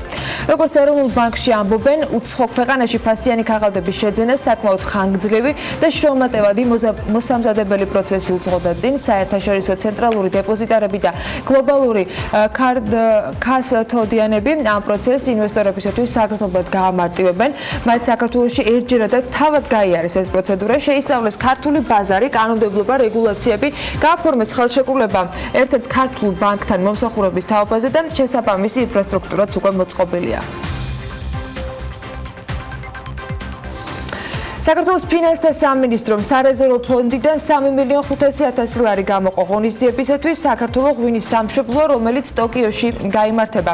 განკარგულება გუშინდელი დღის თარიღდება, მას ხელს პრემიერ-მინისტრი აწერს. ამ თანხიდან საქართველოს გარემოს დაცვის და სოფლის მეურნეობის სამინისტროს ღვინის ეროვნული სააგენტოსთვის 3.250.000 ლარია განსაზღვრული. დანარჩენი 250.000 ლარი კი განათლების, მეცნიერების, კულტურისა და სპორტის სამინისტროსთვის გამოიყო. საქართველოს ღვინის სამშობლოა ტოკიოში ბიზნეს ფორუმის ფარგლებში 15 მარტს გაიხსნება და 17 მაისამდე გაგრძელდება. 13-დან 15 მარტის ჩათვლით კი იაპონიაში საქართველოს პრემიერ-მინისტრის მამუკა ბახტაძის სამუშაო ვიზიტი შედგება. საფინანსო ინსტიტუტებმა მთავრობას ანეკლიის სპორტის დაფინანსებასთან დაკავშირებულ 8 საკითხზე იურიდიულად დაზუსტებული დეტალური ინფორმაცია წარუდგინეს.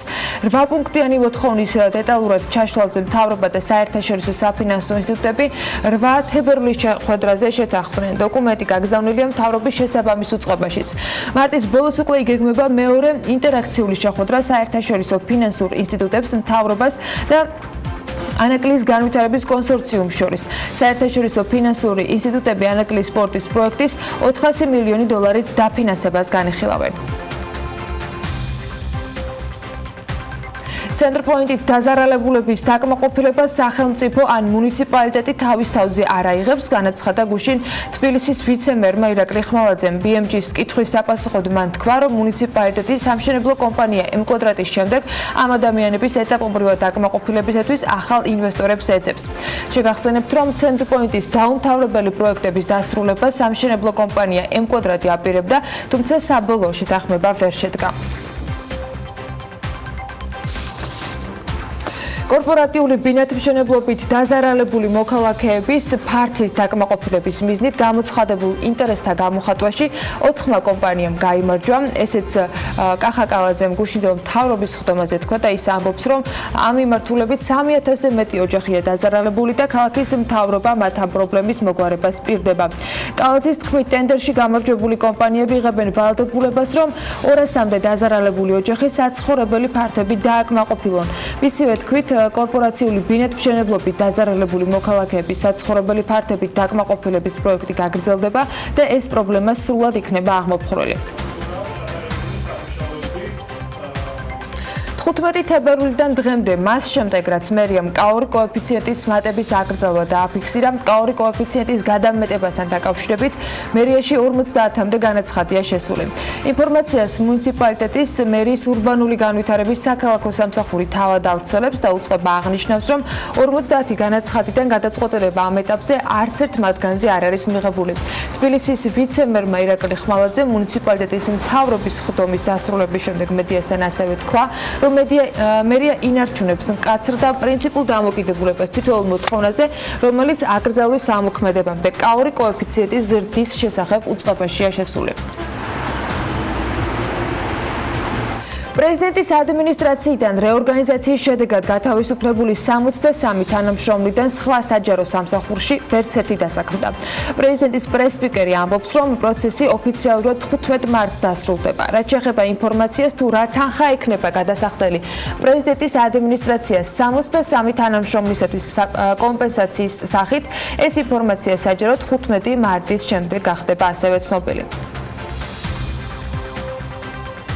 MyWay Airlines-ი ფრენებს რუსეთის მიმართულებით იწყებს. BMG-ს კომპანიის კომერციულმა დირექტორმა იგორ აფციაურმა უთხრა, რომ ფრენები 26 აპრილიდან კვირაში 3 ჯერ შესრულდება, თუმცა მიმდინარე წლის ივლისში სიხშირეების რაოდენობა გაიზრდება და ფრენები საქართველოდან ყოველ სამშაბათს, ოთხშაბათს, პარასკევს და კვირას დაიგეგმება.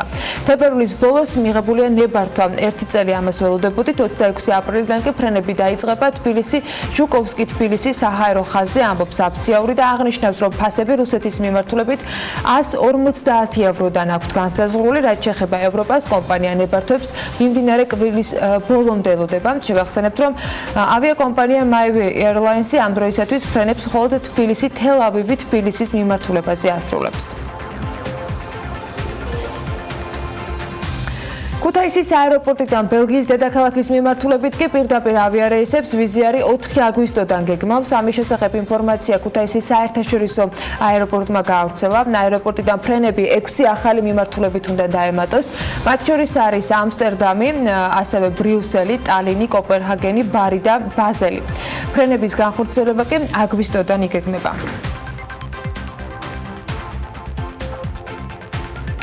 2019 წლის ერთიანი ეროვნული გამოცდების სტუდენტთა საგრანტო კონკურსისა და საერთო სამაგისტრო გამოცდების რეგისტრაცია დაწყებულია. აბიტურიენტთა რეგისტრაციის პროცესი წელსაც რამდენიმე ეტაპად ჩატარდება. დეტალებზე და სიახლეებზე საუბარს უკვე საქმიანი დილის სტუდიაში სტუმართან ერთად გავაგრძელებთ.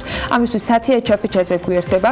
შეფასებისა და გამოცდების ეროვნული ცენტრის ხელმძღვანელთან სოფო გორგოძესთან ერთად. მოგესალმებით, მადლობა რომ ვსწრაფთ ჩვენ თელსად. თათია დილამშვიდობისა და დილამშვიდობისა. მადლობა რომ ხართ ჩვენი სტუმარი. მოკლედ დაიწყო უკვე მესამე დღე რეგისტრაცია და მოდით კიდევ ერთხელ რომ განუმარტოთ აბიტურიენტებს რა პროცედურების გავლა მოუწევთ, რა ვადებში და როგორ უნდა დარეგისტრირდნენ. კი ბატონო, აბიტურიენტებს, მაგისტრობის მსურველებს და სტუდენტებს შეუძლიათ შევიდნენ ვებგვერდზე www.naek.g ან online naek.g და გაიარონ რეგისტრაცია. რეგისტრაციის პირველი ეტაპი მთავრდება 3 აპრილს, მაგრამ განსაკუთრებული თხოვნა გვაქვს, რომ მარტის ბოლომდე დარეგისტრირდეს ყველა, რათა ეს 3 დღე გქონდეს თუ რაიმე პრობლემა შეიძლება შეიქმნას აბიტურიენტების. ვთქვათ, ერთ-ერთი რამე რაზეც უნდა გაამახვილონ ყველა ყურადღება არის ის, რომ აუცილებლად იმეილზე უნდა მიიღონ დასტური. თუ დასტური არ არის მიღებული, მაშინ ან სპამში ნახონ, ან ჩვენ დაგვიკავშირდნენ და გაარკვიე რა პრობლემაა რეგისტრაციასთან დაკავშირებით. 3 აპრილის 16 რა ჩაგეკითხა, თუ არ მიუვიდეთ დადასტურებული კოდი თქვენგან, ეს ნიშნავს, რომ არ დარეგისტრირდა და აუცილებლად ახლიდან უნდა დარეგისტრირდეთ. დიახ, თუ არ მიუვიდეთ, მაგალითად საგნების ჩამონათვალი, რომელიც აირჩიეს, იმიტომ რომ პირველ ეტაპზე შეყავთ თავიანთი პირადი მონაცემები, ქალაქს ირჩევენ, სადაც უნდა გამოცდა, ესე ვთქვათ, გაიარონ და ასევე საგნების ჩამონათვალი. ეს ყველაფერი იმეილზე მოდის დასტური, რომ თქვათ ეს საგნები აირჩიეთ. თუ ესეთი რამ არ მივიდა, თავიდან უნდა დარეგისტრირდნენ, ან ჩვენ შეგვექმნიან უნდა და 3 აპრილის შემდგომ, როგორც ვიცით, აქვთ შესაძლებლობა საგნების შეცვლის, ამაზეც დეტალური ინფორმაცია. 3 აპრილს 6 საათამდე გრძელდება ეს პროცესი, 6 საათის მერე ვეღარ დარეგისტრირდებიან, მაგრამ უკვე დარეგისტრირებულებს შეუძლიათ 7 მაისამდე შეცვალონ მაგალითად საგამოცდო საგანი, რომელიც უნდათ რომ ჩააბარონ ან დაამატონ ახალი საგანი. ეს 7 მაისს სრულდება 18 საათზე ეს ანუ პროცესი. ყველანაირი ტიპის პროცედურა სრულდება 7 მაისს 12. კი ბატონო, გამოცდებამდე და გამოცდების მე უკვე მათთვის არ გაგრძელდება ეს. კაპიტან სოფო, რაც ბევრჯერ ვისაუბრეთ ამ ეთერშიც და სხვა მედია საშუალებებშიც აქტიურად ხდება ამის გაშუქება, კიდევ ერთხელ რომ განუმარტოთ აბიტურიენტებს და მათ მშობლებს და განსაკუთრებით იმ ხალხს, ვისაც აინტერესებს ეს, რა ცვლილებები ხდება ერთიანი ეროვნული გამოცდები 2019 წელს. წელს არის გარკვეული სიახლეები ტესტის ფორმატში, რამდენიმე საგანში და ეს ინფორმაცია გარდა ამ ინფორმაციას ასევე ბევრი სხვა ინფორმაცია არის აბიტურიენტთა ცნობარში და ხაზგასმით მინდა აღვნიშნო, რომ აუცილებლად აბიტურიენტებმა წაიკითხონ ეს ცნობარი, რომელიც არის ჩვენს ვებგვერდზე და ძალიან ყურადღებით სანამ არჩევანს გააკეთებენ. ანუ აქ არის მცირედი ცვლილებები ფორმატში და ნახავენ ისინი, რაც შეეხება გრანტის განაწილების წესს, ეს არის კიდევ ერთი ცვლილება, რომელიც წელს განხორციელდა, რაც გულისხმობს იმას, რომ თუ აბიტურიენტმა არჩევით სავალდებულო საგნად აირჩია არა მარტო ერთი, არამედ თქვათ 2 ან მეტი საგანი და ერთ-ერთში ვერ მოახერხე გასვლა ან ვერ მიიღო სათანადო ქულა, ესე ვთქვათ ბარიერი ვერ გადალახა, ის არ კარგავს გრანტის მიღების შანსს. კი ბატონო, და ასევე მინდა ერთი ინფორმაცია გადავამოწმოთ თქვენთან. ესეთი ინფორმაციაც გავრცელდა სოციალურ მედიაში, რომ თარიღი იცვლება გამოცდების ჩატარების. როდის ჩატარდება წელს გამოცდები და თუ შეესაბამება ეს ივნისში ჩატარების განრიგის სიმართლეს? თარიღები არ იცვლება, დაახლოებით იგივე პერიოდში იქნება, რაც წინა წლებში, ივლისიდან დაიწყება გამოცდები. და ყველაზე ერთ-ერთი აქტუალური თემა, რაც წინა წლებში იყო და განსაკუთრებით ჩარჩა, ეხება კონდიციონერების საკითხს და ამ კუთხით რა სამუშაოები მიმდინარეობს, თუ მიმდინარეობს, იმიტომ რომ მაშინ ნახეთ, რომ თქვათ ბოლო დღეებში მოხდა ამის გადაწყვეტა სპონტანურად, ვერ მოესწრო ყველგან და ასე შემდეგ. წელს თუ დაიჭირეთ თადარიგი, რამდენია ამ პროცესისთვის გამოყოფილი და თუ აღიჭურვება ყველა საგამოცდო ცენტრი კონდიციონერით? კი ბატონო, თქვენ როგორც იცით, შარშან აღიჭურვა ეს საგამოცდო ცენტრები კონდიციონერით დაახჭურვილია, ჩვენ გადავამოწმებთ, რომ ეს წესრიგშია, თუ დაემატება საგამოცდო ცენტრები გარკვეულ ქალაქებში, იმის გამო რომ შეიძლება წელს ცოტა მეტი აბიტურიენტი გვყავდეს, სათანადოდ მოეწყობა და აღიჭურვება ის ცენტრების კონდიციონერებით, ასე რომ ამ კუთხით თადარიგი ნაწილი იყო შარშან აღჭურვილი, რამდენადაც ვიცით, ეს სრულად არ მომხდარა, იმიტომ რომ რაღაცა ვერ ესწრებოდა, რაღაც პრობლემები იყო გაყვანილობასთან დაკავშირებით. საბოლოოდ მაინც მოხერხდა მეტნაკლებად თითქმის ყველა ცენტრის აღჭურვა. კი ბატონო, ან წელსაც მიმდინარეობს და ამ მიმართულებით არ შეიქმნება პრობლემა და სიცხე არ შეაწუხებთ აბიტურიენტებს გამოცდაზე. მასწავლებლის გამოცდებზეც მინდა რომ მკითხოთ, ვიცით რომ სქემაში გარკვეული ტიპის ცვლილებები იგეგმება და ელოდები და შესაბამისად რაღაც გამოცდების ვადებიც გადაიწევს. როდის ჩატარდებათ, მათაც რომ იმაწოდოთ ეს ინფორმაცია, როდის არის დაგეგმილი მასწავლებელთა გამოცდები? მოგახსენებთ, რეგისტრაციის ვადამ გადაიწია, როგორც ბრძანეთ იმის გამო, რომ გარკვეული ცვლილებები იგეგმება სქემაში. ჩვენ რა ვიცი, მზად ვართ, რომ მაინც საფხულში ჩავატაროთ ეს გამოცდები, თუ ძალიან არ გადაიწია ამ ვადამ და გამოცხადება ამ ცვლილებების. უბრალოდ ერთ-ერთი რაც შეიძლება ამ გამოიწვიოს, არის ცოტათი შემჭიდროვდეს რეგისტრაციის ვადა, თუმცა შეიძლება თუ ეს მალე გამოცხადდება, ესე არც მოხდეს, ასე რომ დაველოდებით მასწავლებლის პროფესიული განვითარების. თუ გაქვთ რაიმე კონკრეტული ინფორმაცია ამ დროისთვის მასწავლებელთა გამოცდებზე, რა სიახლეები? თვითონ ტესტის ფორმატში ცვლილებებს ამ ეტაპზე ჩვენ არ ვგეგმავთ, იმიტომ რომ ეს უკვე თითქმის მზადა გვაქვს როგორც პროფესიული უნარების ტესტები, ასევე საგნობრივი ტესტები, ისეთივე ფორმატის იქნება როგორიც იყო.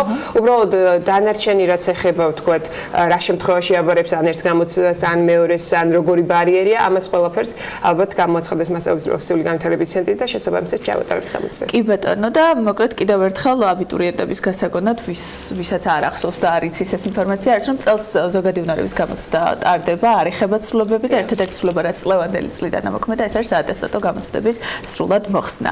რაიმე მნიშვნელოვანი სიახლე ან მნიშვნელოვანი ასე ვთქვათ, ცვლილებები მე მგონი არ გამოგჩენია ყველაფერზე ასე თუ ისე ვისაუბრეთ. მადლობა სტუმრობისთვის, წარმატებისთვის. თქვენ ახსენეთ რომ მაისში სრულად შეწყდება რეგისტრაციასთან დაკავშირებული პროცედურები, ანუ მათ შორის ფაკულტეტების შეცვლას ვეღარ მოახერხებენ აბიტურიენტები. ანუ 7 მაისი არის ბოლო დრო თარიღი, როცა 7 მაისი 6 საათი 18 საათი დიახ. გასაგები არის. დიდი მადლობა. მადლობა თქვენ. მადლობა სტუმრობისათვის. მადლობა თათია. სოფო გორგოძე შეფასებისა და გამოცდების ეროვნული ცენტრის ხელმძღვანელი იყო საქმიანი დილის ეთერში.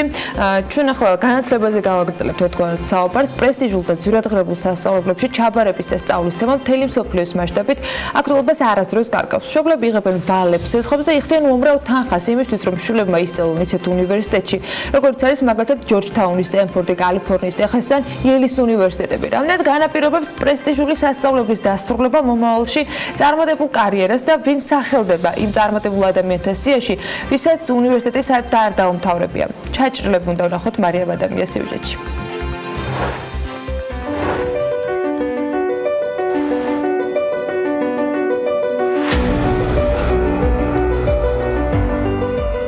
ჩაჭრილების სიას ინდიტექსის დამფუძნებელი და ექს-პრეზიდენტი ამანსიო ორტეგა ხსნის კომპანიის მფლობელი, რომელიც 6750 მაღაზიას აერთიანებს მსოფლიოს 88 ქვეყანაში.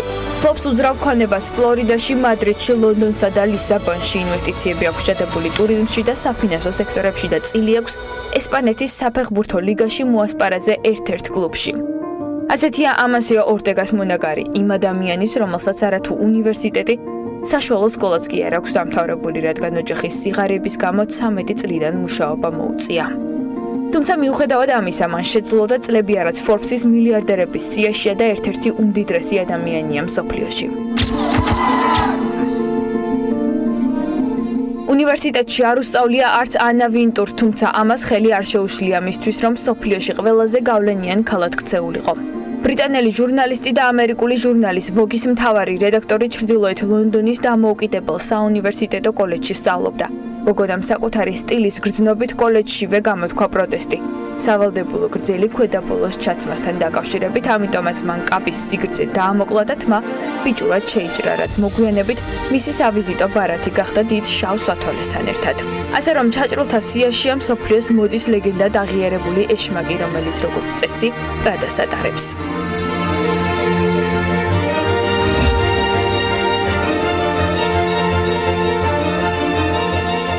კიდევ ერთი უდიპლომა, თუმცა წარმატებული და იტალიის უმდიდრესი ადამიანი მიკელე ფერეროა. ბიზნესმენი და კომპანია ფერეროს დამფუძნებელი, რომლის ქონებაც Forbes-ის მიხედვით 17 მილიარდი ამერიკული დოლარია. ცნობილი ბრენდები ნუტელა, ფერერო როშე, კინდერ სურპრიზი, რაფაელო და ტიკტაკი სწორედ იმ ადამიანის შექმნილია, რომელსაც არსად უსწავლია. მართალია ბიზნესი მან მემკვიდრეობით მამისგან მიიღო, თუმცა მთავარ წარმატებას კომპანიამ მაინც სწორედ მიკელეს მმართველობის დროს მიაღწია.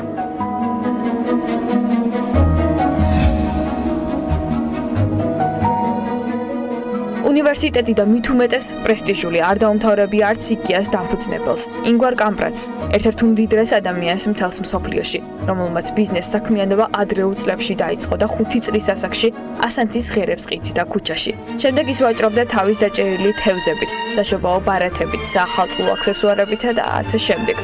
მას არ მიუღია უმაღლესი განათლება, არ უსწავლია ბიზნესი და არ უკითხავს ამ თემაზე წიგნები, მაგრამ მიუხედავად ამისა შექმნა კომპანია პირადი გამოცდილებისა და დაკვირვების საფუძველზე, რამაც გაამართლა და დღეს ერთ-ერთ უმსხვილეს ქსელს წარმოადგენს იქია.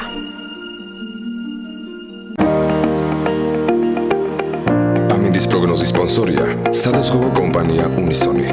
თავისუფალი დაზღვევა თქვენი სიმშვიდისათვის.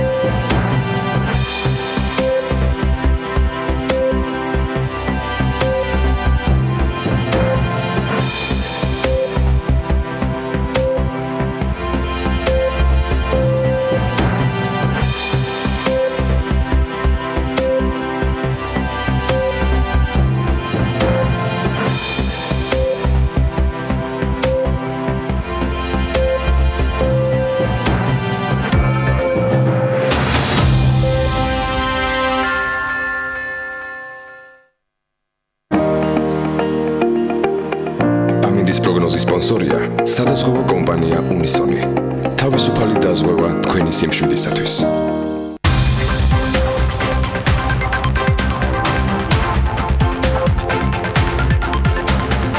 მეკაბაძი გადაცემასთან ერთად ვაგრძელებთ საქმიან ეთერს. ჩვენს შემდეგ სტუმართან ახლა უნდა ვისაუბროთ საქართველოს გაერთიანებული წყალმომარაგების კომპანიის გეგმაზე, რომელთაც კომპანია 2019 წლის სამუშაოს შესრულებისათვის ერთგვარ წინაპირობას იქმნის.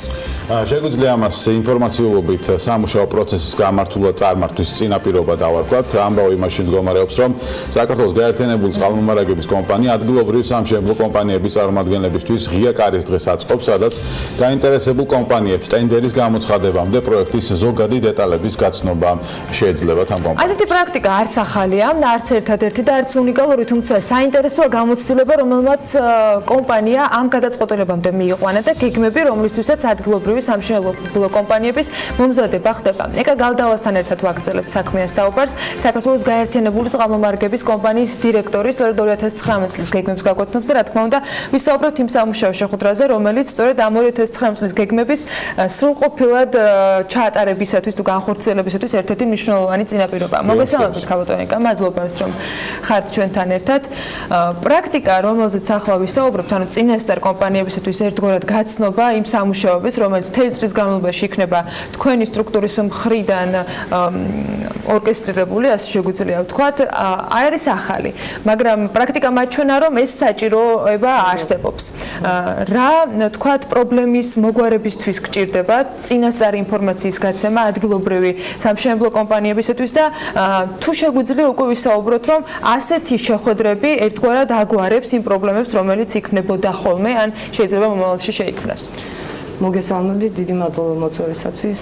ვესწრებით საკმაოდ მოკლედ მოგახსენოთ ჩვენი კომპანიის შესახებ. ეს კომპანია არის შექმნილი 2010 წელს და შეიქმნა, ასე ვთქვათ, დასავლეთ და აღმოსავლეთ წყლების კომპანიის საფუძველზე. ისტორია ამ კომპანიის არც ის თუ ისე დიდია, მაგრამ საქართველოში ჩვენ ყველამ ვიცით, რომ წყალი არის საკმაოდ უხვი და ყველას გონია, რომ ეს წყალი არის იაფი და წყალი უნდა კონდეს ყველას აბსოლუტურად ონკანში, რაც საუბედური როგორ უნდა მივიდეს? მაგრამ როგორ უნდა მივიდეს ეს წყალი ონკანამდე, რა სახის დანახარჯია მაგ წყალზე, როგორ უნდა ისარგებლოს მოსახლეობამ, ასე ვთქვათ, ტექნიკურად გამართული სუფთა წყლით, ძალიან დიდი შესწავლის და ძალიან დიდი შრომის შედეგია. ძალიან ბევრი პროექტი არის განხორციელებული თვითონ ამ კომპანიის წყალმომარაგების გაერთიანებული კომპანიის მიერ. მინდა ვახსენო, ასე ვთქვათ, პირველი საზღვაო ხელშეკრულება, რომელიც აზიის განვითარების ბანკთან ერთად იყო დადებული და რომელიც სრული ოდენობა მოიცავს 500 მილიონ დოლარს. გარკვეული სამუშაოები უკვე თითქმის 3/4 ამ სამუშაოებისა უკვე დასრულებულია. თვითონ ეს საზღვაო ხელშეკრულება თავდება 2021 წელს. მოკლედ ვესწრები მოგახსენო, როგორ ხორციელდება ამ პროექტის ფარგლებში ის სამუშაოები. ძირითადად ეს ხორციელდება და მუდმივად ეს ხორციელდება საერთაშორისო ტენდერის მიერ. ამ საერთაშორისო ტენდერს აქვს თავისი პროცედურები. ამ ტენდერის შემდეგ გამოირჩევა, ასე ვთქვათ, დაბალი ფასის მქონე კონტრაქტორი და ის კონტრაქტორი მეორე ახორციელებს ამ სამუშაოებს. როდესაც ხორციელდება ეს სამუშაოები და როდესაც კონტრაქტორი არის არჩეული, ჩვენ ყოველთვის ვცდილობთ, რომ აუცილებლად დავსაქმოთ ჩვენი მოსახლეობა. მინდა აღნიშნო ერთი რამ, რომ ძირითადად კონტრაქტორები გახლავთ უცხოელი კომპანიები. ისიც აღსანიშნავია, რომ უცხოელი კომპანიები, როდესაც შემოდიან ქართულ ბაზარზე, შემოაქვთ თავისი გამოცდილება. აქვე მინდა აღნიშნო პლუსიც აქვს და მინუსიც აქვს თავისთავად. ნამდვილად. ბევრი დადებითი მხარი პირველ რიგში არის ის, რომ გამომდინარე იქიდან, რომ ჩვენ ასე ვთქვათ, გარკვეული ჩავარდნა ჰქონდა ამ სპეციალიზაციაში, განსაკუთრებით წყალმომარაგების და წყალარინების სპეციალისტებში, ინჟინერებში, დიზაინერებში, პროექტის დამხაზავებშიც არის გარკვეული პრობლემები, იმიტომ რომ ჩემ თაობაშიც ალბათ და უფრო ჩემი მშობლების თაობაში ჩვენ ყველას გვახსოვს, რომ იყვნენ კარგად გამოცდილი ინჟინერები, რომელმაც ძალიან კარგად იცოდნენ, როგორ უნდა იყოს გაყვანილი წყალი. დღევანდელ დღეს უფრო მეტი ფინანსისტი ყავს, უფრო მეტი იურისტი ყავს, მაგრამ ახალგაზრდების სფერო ამის კარგი დასტურია და ის რეიტინგები, რომელიც ყოველწლიურად ანუ რეალურად თქვათ სამუშაოების ჩატარება ჭირს, ანუ ადგილობრივი კომპანიებს იმიტომ ვერ იგებენ თქვათ ტენდერებს, ეს საერთაშორისო ტენდერებია, მათაც შეუძლიათ მონაწილეობა ადგილობრივ კომპანიებს, მაგრამ საკმაოდ დიდი თანხის არის ეს ტენდერები, 20 მილიონიდან 50 მილიონ ლარამდე, დოლარამდე.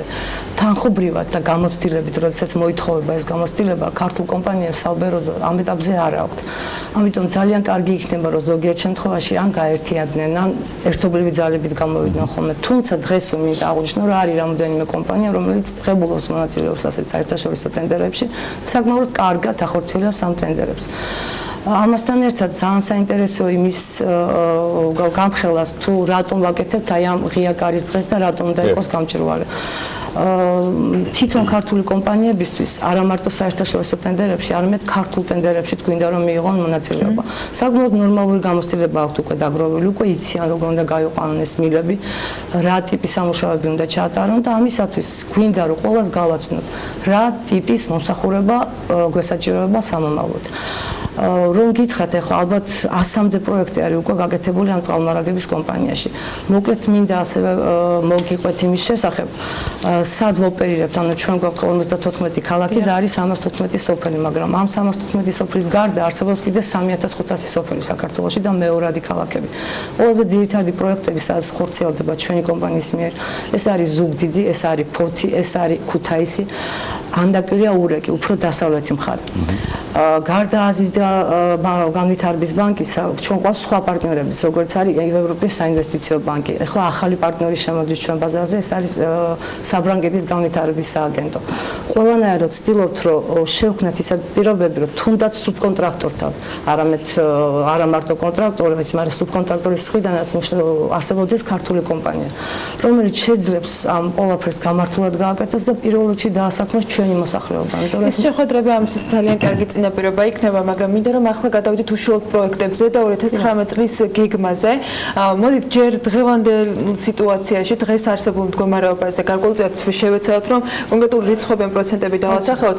ის სოფლები და ქალაქები, რომელიც ამ შემთხვევაში თქვენს ქვეშ არის, სადაც თქვენ უზრუნველყოფთ წყალმომარაგებას, რა პროცენტი შეგვიძლია ვთქვათ, რომ აი ამ 8 წლის განმავლობაში, უკვე 9 წლის განმავლობაში ჩატარებული სამუშაოების ეს სრულად არის გამართული წყლის სისტემა და იქ ვთქვათ რეაბილიტაცია თუ არ დაჭირდა რაღაცა გარკვეული მიზეზების გამო, რაღაც პერიოდის განმავლობაში, რაღაც ძირეული სამუშაოები აღარ არის. რა პროცენტი არის დასრულებული და რა პროცენტი სამუშაო არის დარჩენილი?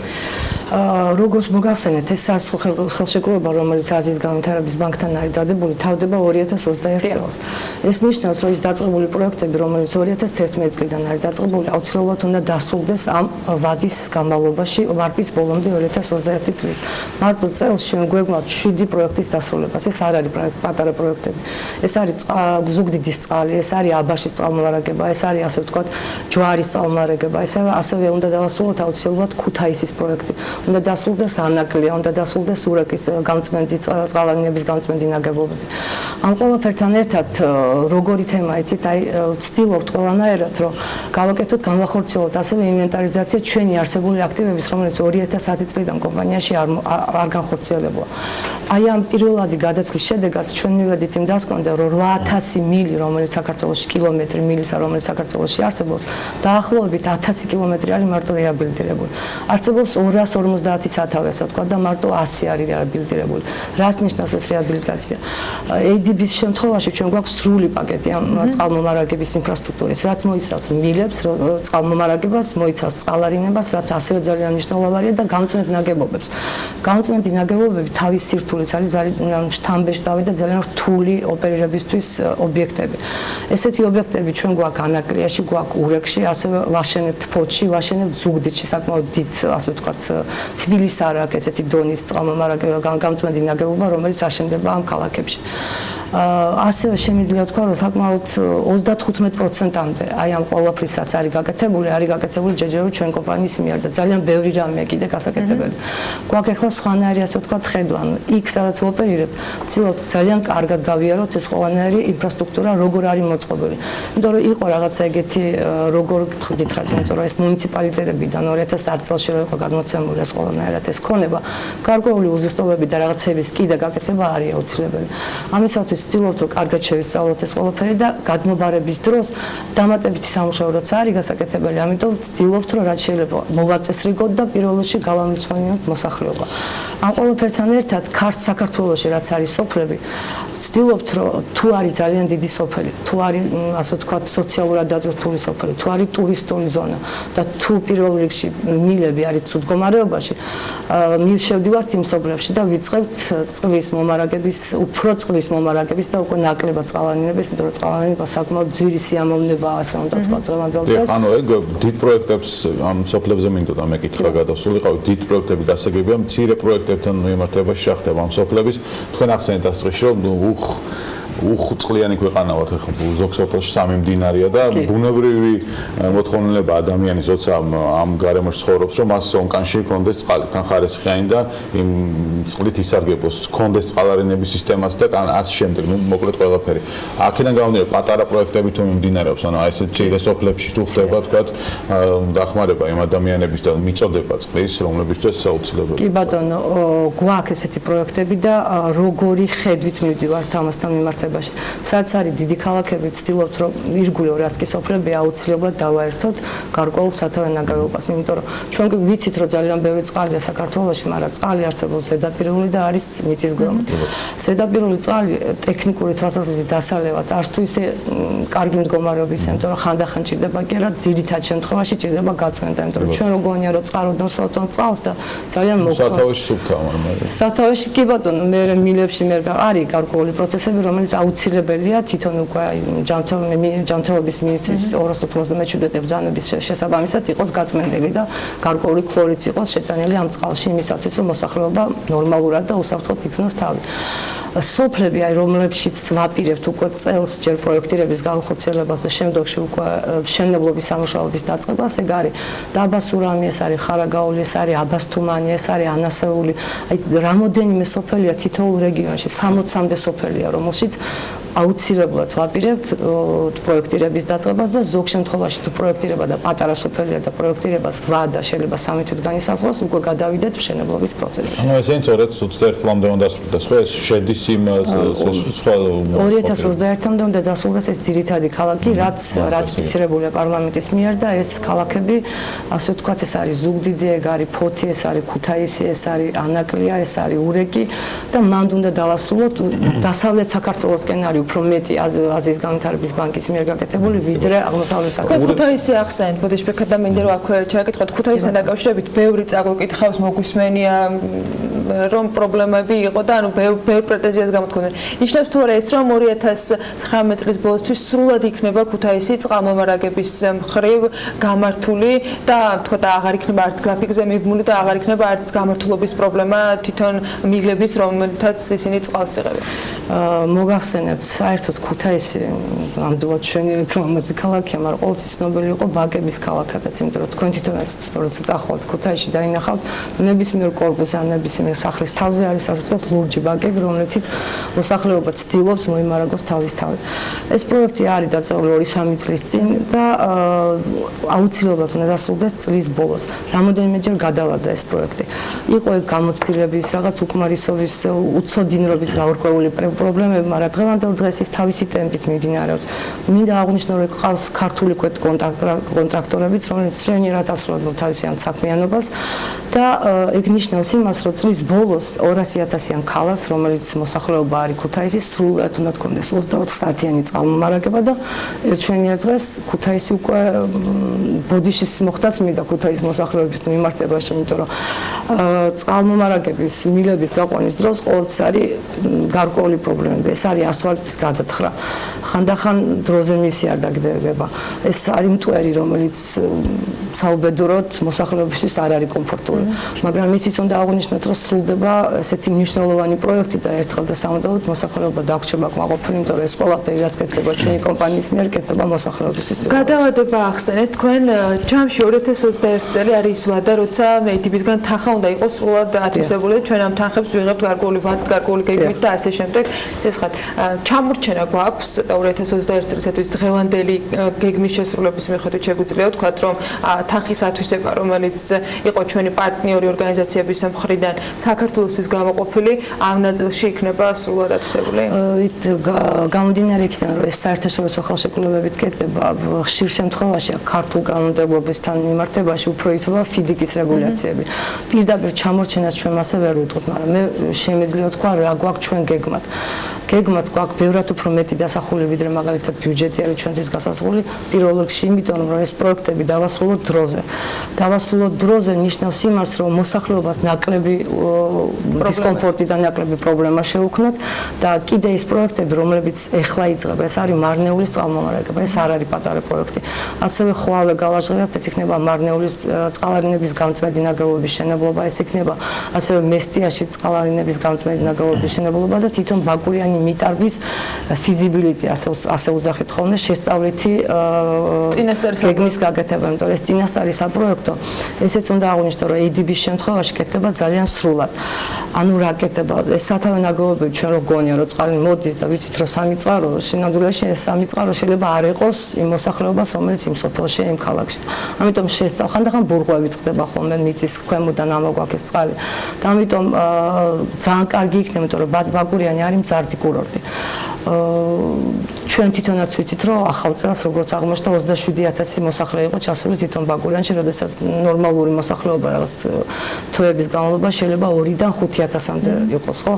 შესაბამისად ეს ნიშნავს იმას, რომ უფრო მეტი დატვირთვა ჭირდება იმ წყლისთვისაც, რომ მთლიანად მოსახლეობა და ტურისტები იყვნენ უზრუნველყოფილი. და ამიტომ დიდი კომპლექსები მშენდება ბაკურიანში. ვიცით, რომ 2023 წელს ოლიმპიადაც არის რაღაც გასასრული და ამიტომ გვინდა ისე შევისწავლოთ ბაკურიანის და მიტარბის წყალმომარაგება, რომ ეს პრობლემები 20-40 წლის შემდეგ თვითონ ამ ბაკურიანის მოსახლეობას და ასევე იმ ტურისტებს, რომლებიც ჩავლენ ბაკურიანში უკვე აღარ. სოფლიო ჩემპიონატია ფრისტაილის 2023-ში უნდა მივიღოთ მნიშვნელოვანი ღონისძიება. ურეკს მინდა რომ დაწეს დაუბრუნდე ურეკის ნაწილში საკმაოდ დიდი პრობლემები ახლა ურეკშიც არ არის დატვირთულობა ყოველ შემთხვევაში საფუძველი საკმაოდ დიდია იქ როგორც ტურისტული რა ხდება ურეკში ანუ ძალიანად იცვლება იგივე პროცესი მიმდინარეობს რაც ქუთაისში წყალარინების სისტემაც განწყვეტ ნაგებობაც ანუ რა პროექტია ურეკში და როდის დასრულდება 2019-ში იქნება კი ბატონო ურეკი და ქუთაისთან შედარებით ურეკში უფრო ასე ვთქვათ მთლიან ინფრასტრუქტურად ვახორციელებთ როგორც წყალი ასევე კანალიზაცია და განწმენდი ნაგებობა კი ბატონო ძალიან დიდი პრობლემა ურეკისთვის და ეს არის ასე ვთქვათ მდინარეები, რომელშიც ჩაედინება ეს კანალიზაცია და რომელიც კარგი არ არის და გარკვეული ჯარიმები ამისთვის და ჩვენ გვაქვს ევროგაერთიანების რეგულაცია და დირექტივა, რომლის მიხედვითაც უნდა უზრუნველყოთ, რომ შავი ზღვის აკვატორიუმში ჩაედინებოდეს სუფთა წყალი.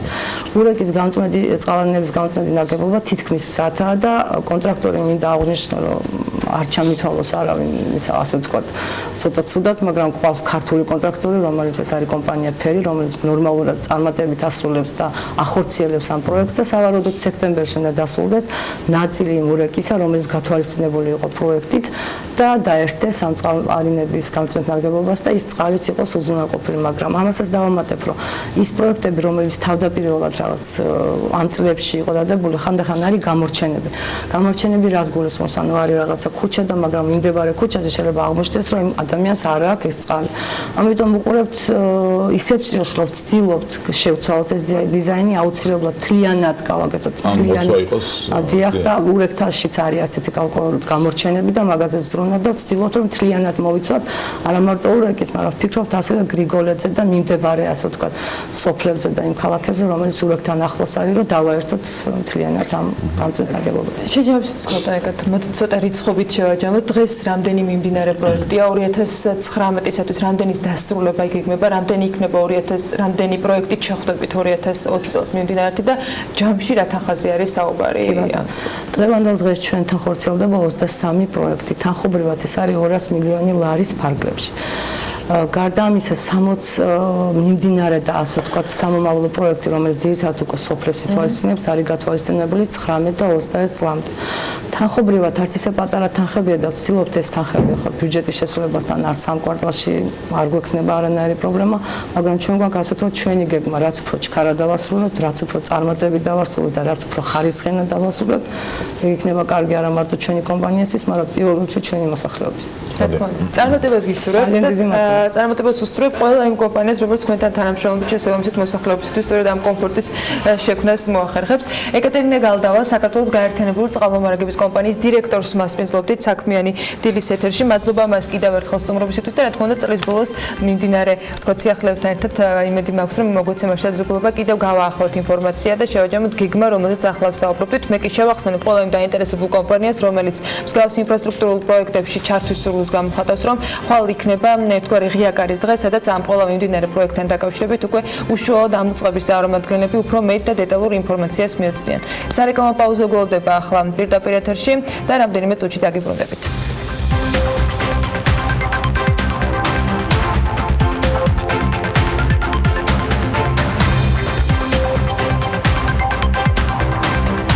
საქართველოს პარლამენტის სასოფლო-სამეურნეო დანიშნულების მიწის საკუთრების შესახებ კანონის ახალ ვერსიას განიხილავს საქართველოს პარლამენტის აგრარულ საკითხთა კომიტეტის თავმჯდომარე საკანონმდებლო ორგანოს სასოფლო-სამეურნეო დანიშნულების მიწის საკუთრების შესახებ კანონის ახალი ვერსია თავად წარუდგინა და ამ კანონის მიხედვით უცხოელებს სამეურნეო დანიშნულების მიწის საკუთრების უფლება იმ შემთხვევაში ექნებათ თუ ის მათ მემკვიდრეობით ერგო. სასოფლო-სამეურნეო დანიშნულების მიწის საკუთრების შესახებ კანონპროექტის პირველადი ვერსია შესაძლოა შეიცვალოს კიდეც. რაწერია პროექტში და რას ცვლის ორგანული კანონი საკონსტიტუციო ჩანაწერში ელენე ჩომახიძე გვერდება ახლა ამ თემაზე სასაუბროთ სტუმართან ერთად ელენე დილამშვიდობის მოგესალმებით და მივესალმებით შენ სტუმარს.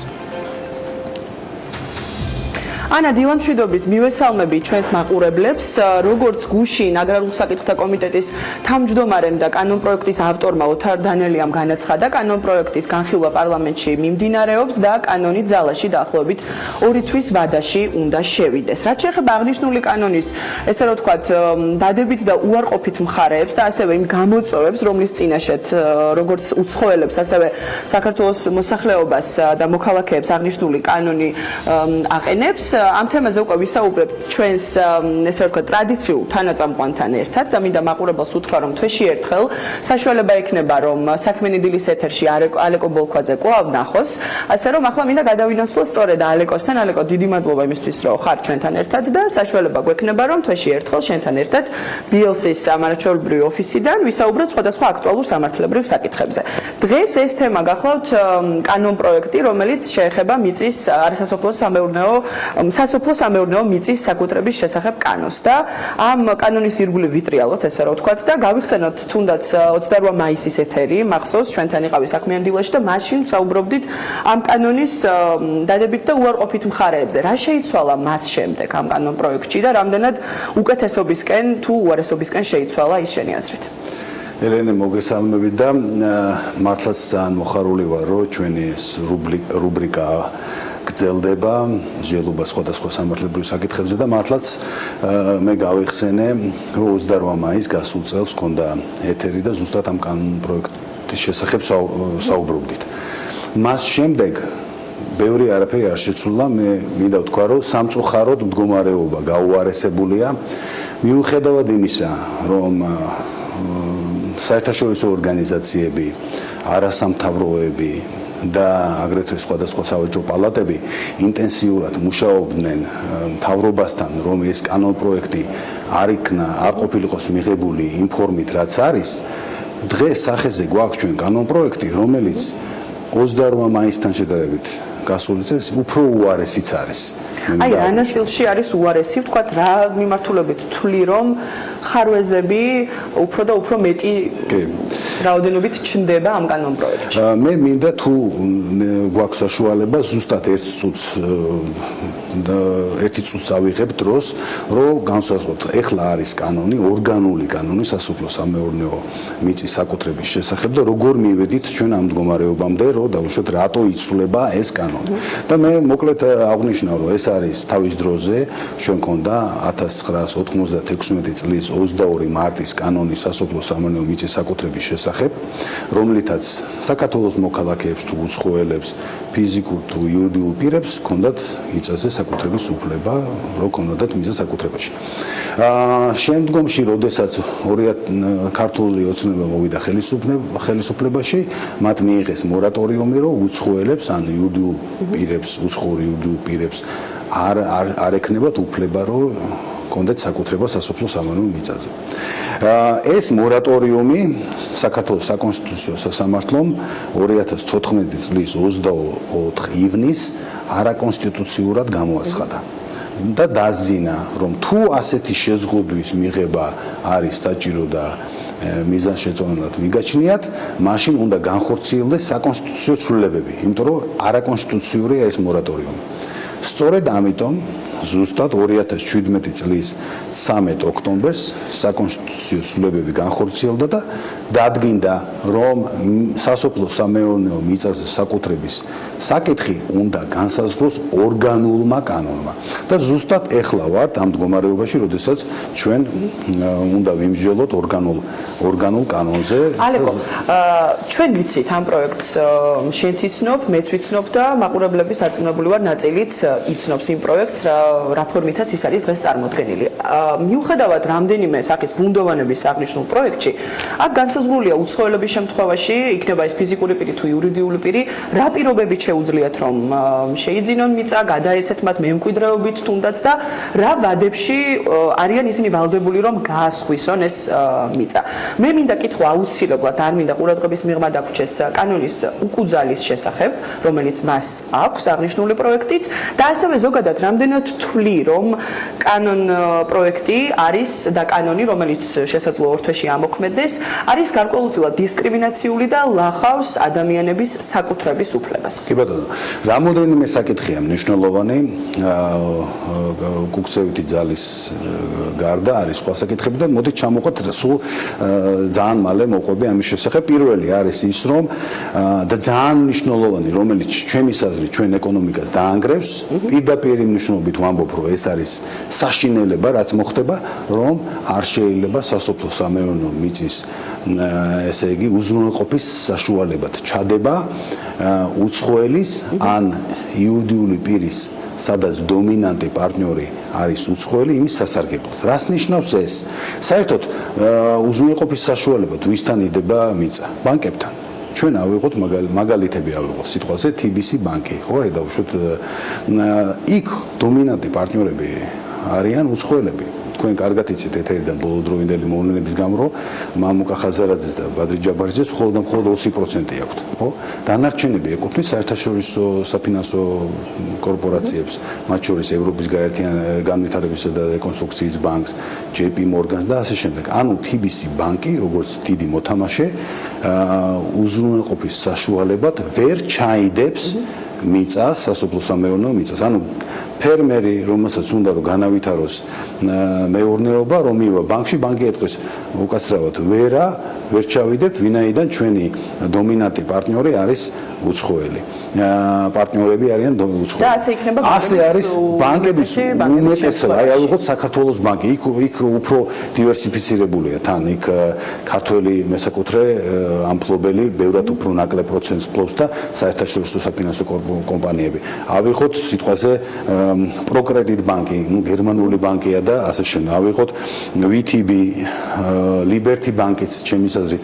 ანუ ვისთვის არის ეს, რომ ბანკებმა თქვენ თუ იცით ბანკი მე თქვენ დაგიხსნით რომ სადაც ქართველია მესაკუთრე თავიდან ბოლომდე შეიძლება არ ვიცი მაგისთვის არა განკუთვნილი მე ასეთი ბანკი არ ვიცი მაგრამ ყოველ შემთხვევაში ბანკები ვერ ჩაიდებენ მიწას ანუ სესხს ვერ გასცემენ ეს არის დამღუპველი სოფლის მეურნეობისთვის იმიტომ რომ რა ქვია სესხი არის ბიზნესის განვითარების ყველაზე მნიშვნელოვანი საშუალება ყველა ასე ანვითარების ბიზნესს და სოფლის მეურნეობაში მოღვაწე პიროვნება ან კომპანია მოკლებული იქნება საშუალებას აიღოს სესხი იმის გამო რომ მიწას ვერ ჩადებს უზრუნველყოფის საშუალება. ალეკო აუცილებლად ვისაუბროთ ძალიან მოკლედ უკუძალაზე კანონის იმიტომ რომ ეს თემა არ შეიძლება რომ დავტოვოთ ისე რომ გარკვეულწილად რაც სამართლებრივი ანალიზი არ გთხოვოთ და მე გადავინაცვლოთ უკვე კი ბატონო უკუძალაზე სხვათა შორის ეს თემა ჩვენ 28 მაისსაც ვისაუბრეთ ამის შესახებ.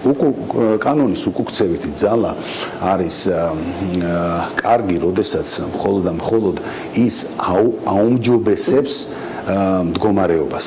სიტყვაზე დაუშვათ აი პოპულარულ მაგალითს გეტყვით რა რაღაცა ადამიანმა ჩაიდინა დანაშაული, რომლისათვისაც მიესაჯა 5 წელი, მაგრამ მერე დადგინდა რომ ამ დანაშაულისთვის სასჯელი არის ჯარიმა ან სიტყვაზე 1 წელი ხო ეს მაშინ კარგია მაგალითად ეს ჩვენ მარიხუანას მოხმარებასთან დაკავშირებით რა სიტყვაზე რომელიც მარიხუანის მოხმარებისთვის ზის და აქვს მისჯილი ამ ახალი კანონის ამოქმედების შემდგომ, მაგრამ ან უნდა გაანთავისუფლონ, ან ჯარიმით უნდა გამოილეს. სიტყვაზე როდესაც უმჯობესდება.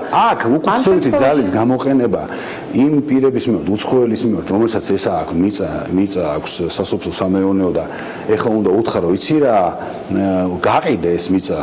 ეს არის ძალიან დამაზიანებელი ჩვენი იმიჯისთვის, საინვესტიციო გარემოსთვის. რას ნიშნავს ეს? ის რომ საქართველო არ იქნება სანდო ქვეყანა. ანუ თქვენ რომ შეიძინეთ საკუთრება, მაგის, ესე იგი, ეხლა ამ საკუთრება უნდა დათმოთ. და როდესაც არის საკუთრების იძულებითი დათმობა, ყოველთვის ფასში წააგე. კი არის იქ მოცემული დრო 2 წელიწადში უნდა გაყიდოთ მიწა, მაგრამ იქნებ საერთოდ ბაზარზე ფასები დაეცა, როდესაც ბევრი უცხოელი ყიდის, ხო? ანდას ეკონომიკური მდგომარეობა თქვენ ნახეთ, რომ პირდაპირ ინვესტიციების შემცირებულია 30%, შესაბამისად ფასიც შემცირებულია სხვადასხვა რაღაცას, ხო? არა, იქნება არაწყობს ასე ზარალით. ანუ ჩვენი იმიჯი შეირყევა ამ ფაქტორით, რომ იძულებული იქნება უცხოელი გაყიდოს ალეკო, შენ როგორც პრაქტიკოსი იურისტი და როგორც გამოცდილ ადამიანს, რომელსაც არაერთ თუნდაც უცხოელთან გაქვს შეხება და საქმიანი ურთიერთობა. ამ მიმართულებით რეკომენდაციები რა შეგიძლია ვთქვათ, რომ დაასახელო, რომელიც უნდა იყოს გათვალისწინებული, თვლი რომ უნდა იყოს გათვალისწინებული ამ კანონ პროექტში და მანამდე ვიდრე ასე რომ ვთქვათ საკომიტეტო განხილვები უკვე დაიწყება ამ საკითხზე, ვთქვათ რა მიმართულებით უნდა შეიცვალოს და რა კორექტივები უნდა შევიდეს ამ კანონ პროექტში. როგორ ფიქრობ? აი რა მიმართულებით და უკვე უნდა დავასრულოთ. კი ბატონო, ესე იგი თუ ესე იგი დრო არ გვაძლევს საშუალებას, მე გთხოვდით რომ დადოთ აი ეს სურათი, სხვათა შორის კი, ჩვენ ახლა საშუალება გვაქვს რომ საერთოდ ვთხოვოთ რომ ფოტო რომელიც ზუსტად ავსტრიის თავზე მიფრინავდი და ეს ფოტოსურათი გადავიღე, ეს არის რა ჩვენი ეს არის ავსტრიის თავზე მიწა როგორ იდეალურად არის დამუშავებული და სასოფლო-სამეურნეო მიწა და აგრეთვე ამ სურათზე თქვენ ნახავთ რომ არის ქარის წისქვილები. ანუ აქ რეალურად მიწას აქვს სასოფლო-სამეურნეო შერეული დანიშნულება. სასოფლო-სამეურნეო მიწა როგორ იდეალურად დამუშავებული თქვენ ამას ხედავთ და აგრეთვე მასზე არის ქარის წისქვილები, ანუ შერეული და ეს კანონ პროექტი, ჩვენი კანონ პროექტი არ ითვალისწინებს ამ შერეულ ფორმებს. ანუ ჩვენ რეალურად თუ სასოფლო-სამეურნეო მიწაა და სასოფლო-სამეურნეო დანიშნულებით ამას მოვიხმართ, სხვა დანიშნულებით ვერ მოვიხმართ. ანუ უკვე ამაში ძალიან ვაგებ.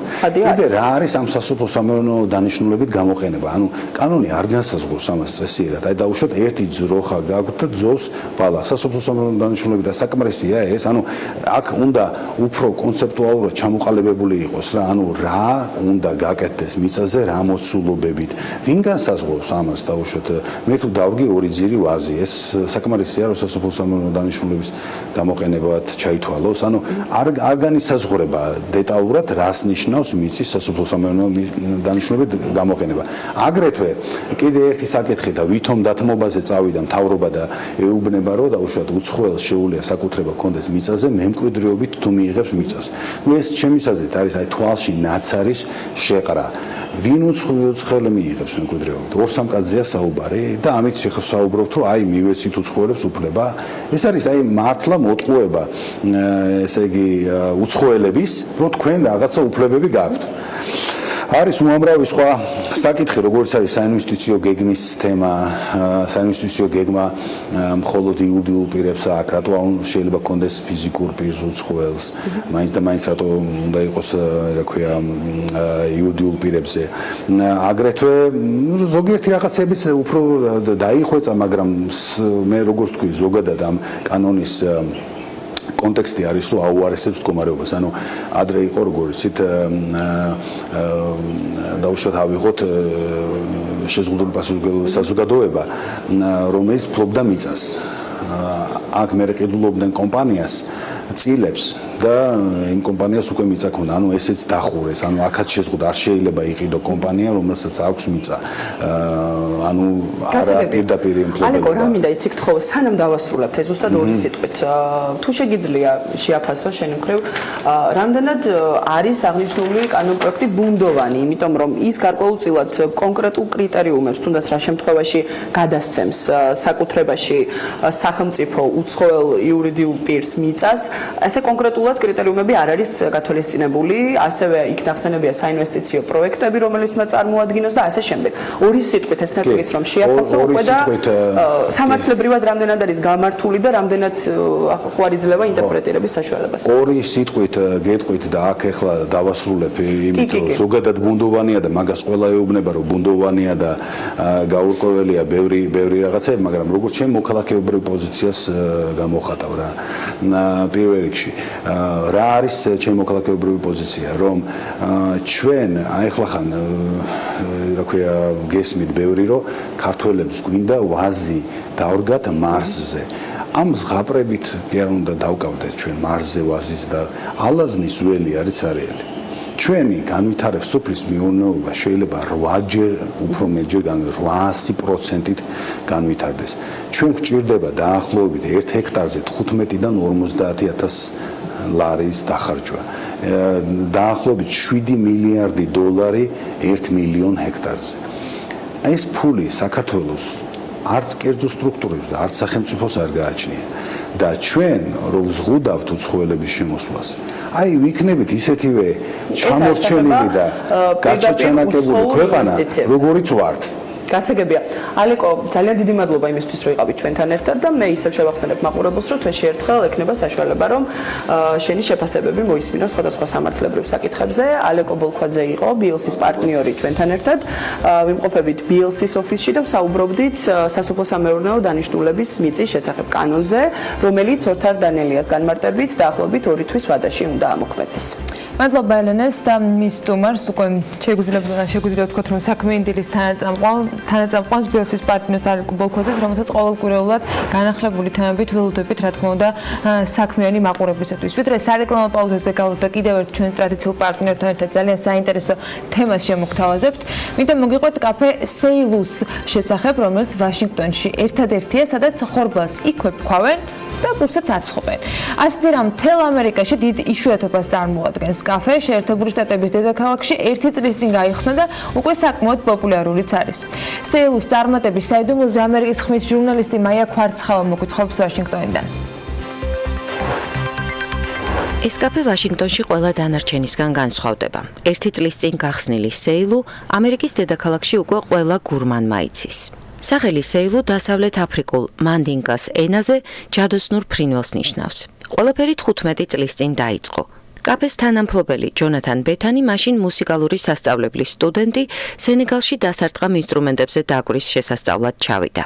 მუსიკასთან ერთად ადგილობრივი ფერმერების მუშაობითაც მოიხიბლა. ამერიკაში რომ დაბრუნდა, გადაწყვიტა საცხობი გაეხსნა, მაგრამ ამისთვის ჯერ საქმის შესასწავლად რესტორნებში დაიწყო მუშაობა. ახლა თავისი კაფე აქვს. ხორბალს ის მხოლოდ ადგილობრივი ფერმერებისგან ყიდულობს. ხორბლის 20 სახეობას ვიყენებთ, მხოლოდ ორგანულს. კაფე სეილუ ერთადერთია ვაშინგტონში, სადაც ხორბალს იქვეფქვავენ. ასე უფრო მომწონს. აქვე სულ ახლად დაფქვილი ფქვილით როცა აცხობ, პურს სხვა გემო, არომატი და სურნელი აქვს. პურის ცხობისადმი ჯონათანის ასეთმა მიდგომამ მწერალი სემ ფრომარცი დააინტერესა. ავტორი წიგნის საუკეთესო პურის ძიებაში. მისი თქმით ჯონათანმა იცის რა ჯიშის ხორბლით რომელი პური უნდა გამოცხვეს, რომ უნიკალური ფაქტურა და გემო მიიღოს. ჯონათანი გარკვეული გაგებით ხორბლის იმ კონკრეტულ პარტიას ერგება, რომელსაც იმ მომენტში ყიდულობს და ფქვავს. ზუსტად ერთნაირი მოსავალი არასდროს მოდის. ზოგიერთი ჯიშის ფქვილში ფერმენტაცია უფრო სწრაფად ხდება. მეორე სახეობის ხორბალს შეიძლება გაცილებით მეტი დრო დასჭირდეს. წინასწარ არ იცი. ზოგი ფქვილი ბაგეთს უხდება, ზოგი ბატონს. ხანდახან შერევა და ექსპერიმენტირებაა საჭირო. ჯონათანი თითქოს ეთამაშება ცომს და ერთობა. მისთვის ეს ცხობის პროცესს განსაკუთრებულ მომხიბლელობას ანიჭებს.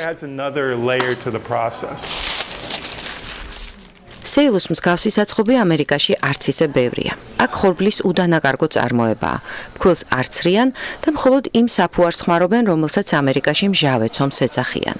ნამცხრები ხორბლის მთლიანი მარცვლის დაფქვით მიღებული ფქვილით ცხება. ქარხნული წესით გადამუშავებულ თეთრ შაქარს სეილუში საერთოდ არ ხმარობენ. კაფეში მუშაობს ჯონათანის ცოლიც, მასწავლებელი და იოგის ინსტრუქტორი, ახლა კი ბიზნეს პარტნიორი. ძალიან სასიამოვნო გამოცდილება, ხვდები გადასარევ ხალხს, რომელიც ამ კარში შემოდის, მუდმივი ურთიერთობა გაქვს თანამშრომლებთან, ფერმერებთან, მშრომელ ხალხთან. სეილუს პური სასარგებლოა მდიდარი ბუნებრივი მინერალებით, ვიტამინებით და აუცილებელი მჟავებით, მაგრამ კლიენტი აქ უფრო გემოს და სუნს მოყავს. ერთდროულად სხვადასხვა შეგრძნებას გაძლევს. პურს რომ ჩაკვეთში, კანი ძალიან კნატუნაა უხეში, მაგრამ გული სულ სხვაგვარი აქვს, რბილი, ჰაეროვანი და ფაქტურაც აბსოლუტურად გამორჩეულია. ჯონათანი თითოეულ პურს ფორმას ხელით აძლევს და შეშის ღუმელში აწყობს. დაფქვიდან დახლამდე ერთ პურს დაახლოებით 36 საათი სჭირდება. ამ პროცესს ჯონათანის თქმით, გული, მონდომება და ერთგულება თუ არ ჩაატანე, ისე არაფერი გამოგივა. ყველაზე მთავარი კი ის არის, რომ ამ მონდომებას მომხმარებლებიც გრძნობენ და სეილუში ყოველთვის ბრუნდებიან.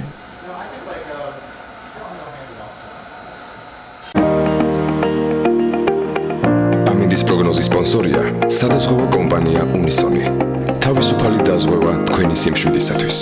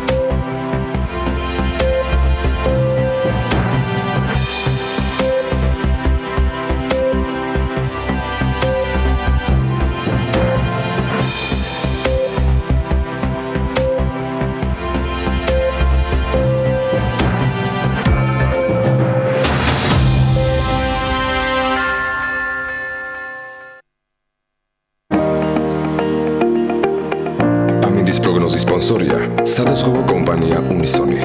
თავისუფალი დაზღვევა თქვენი სიმშვიდისათვის.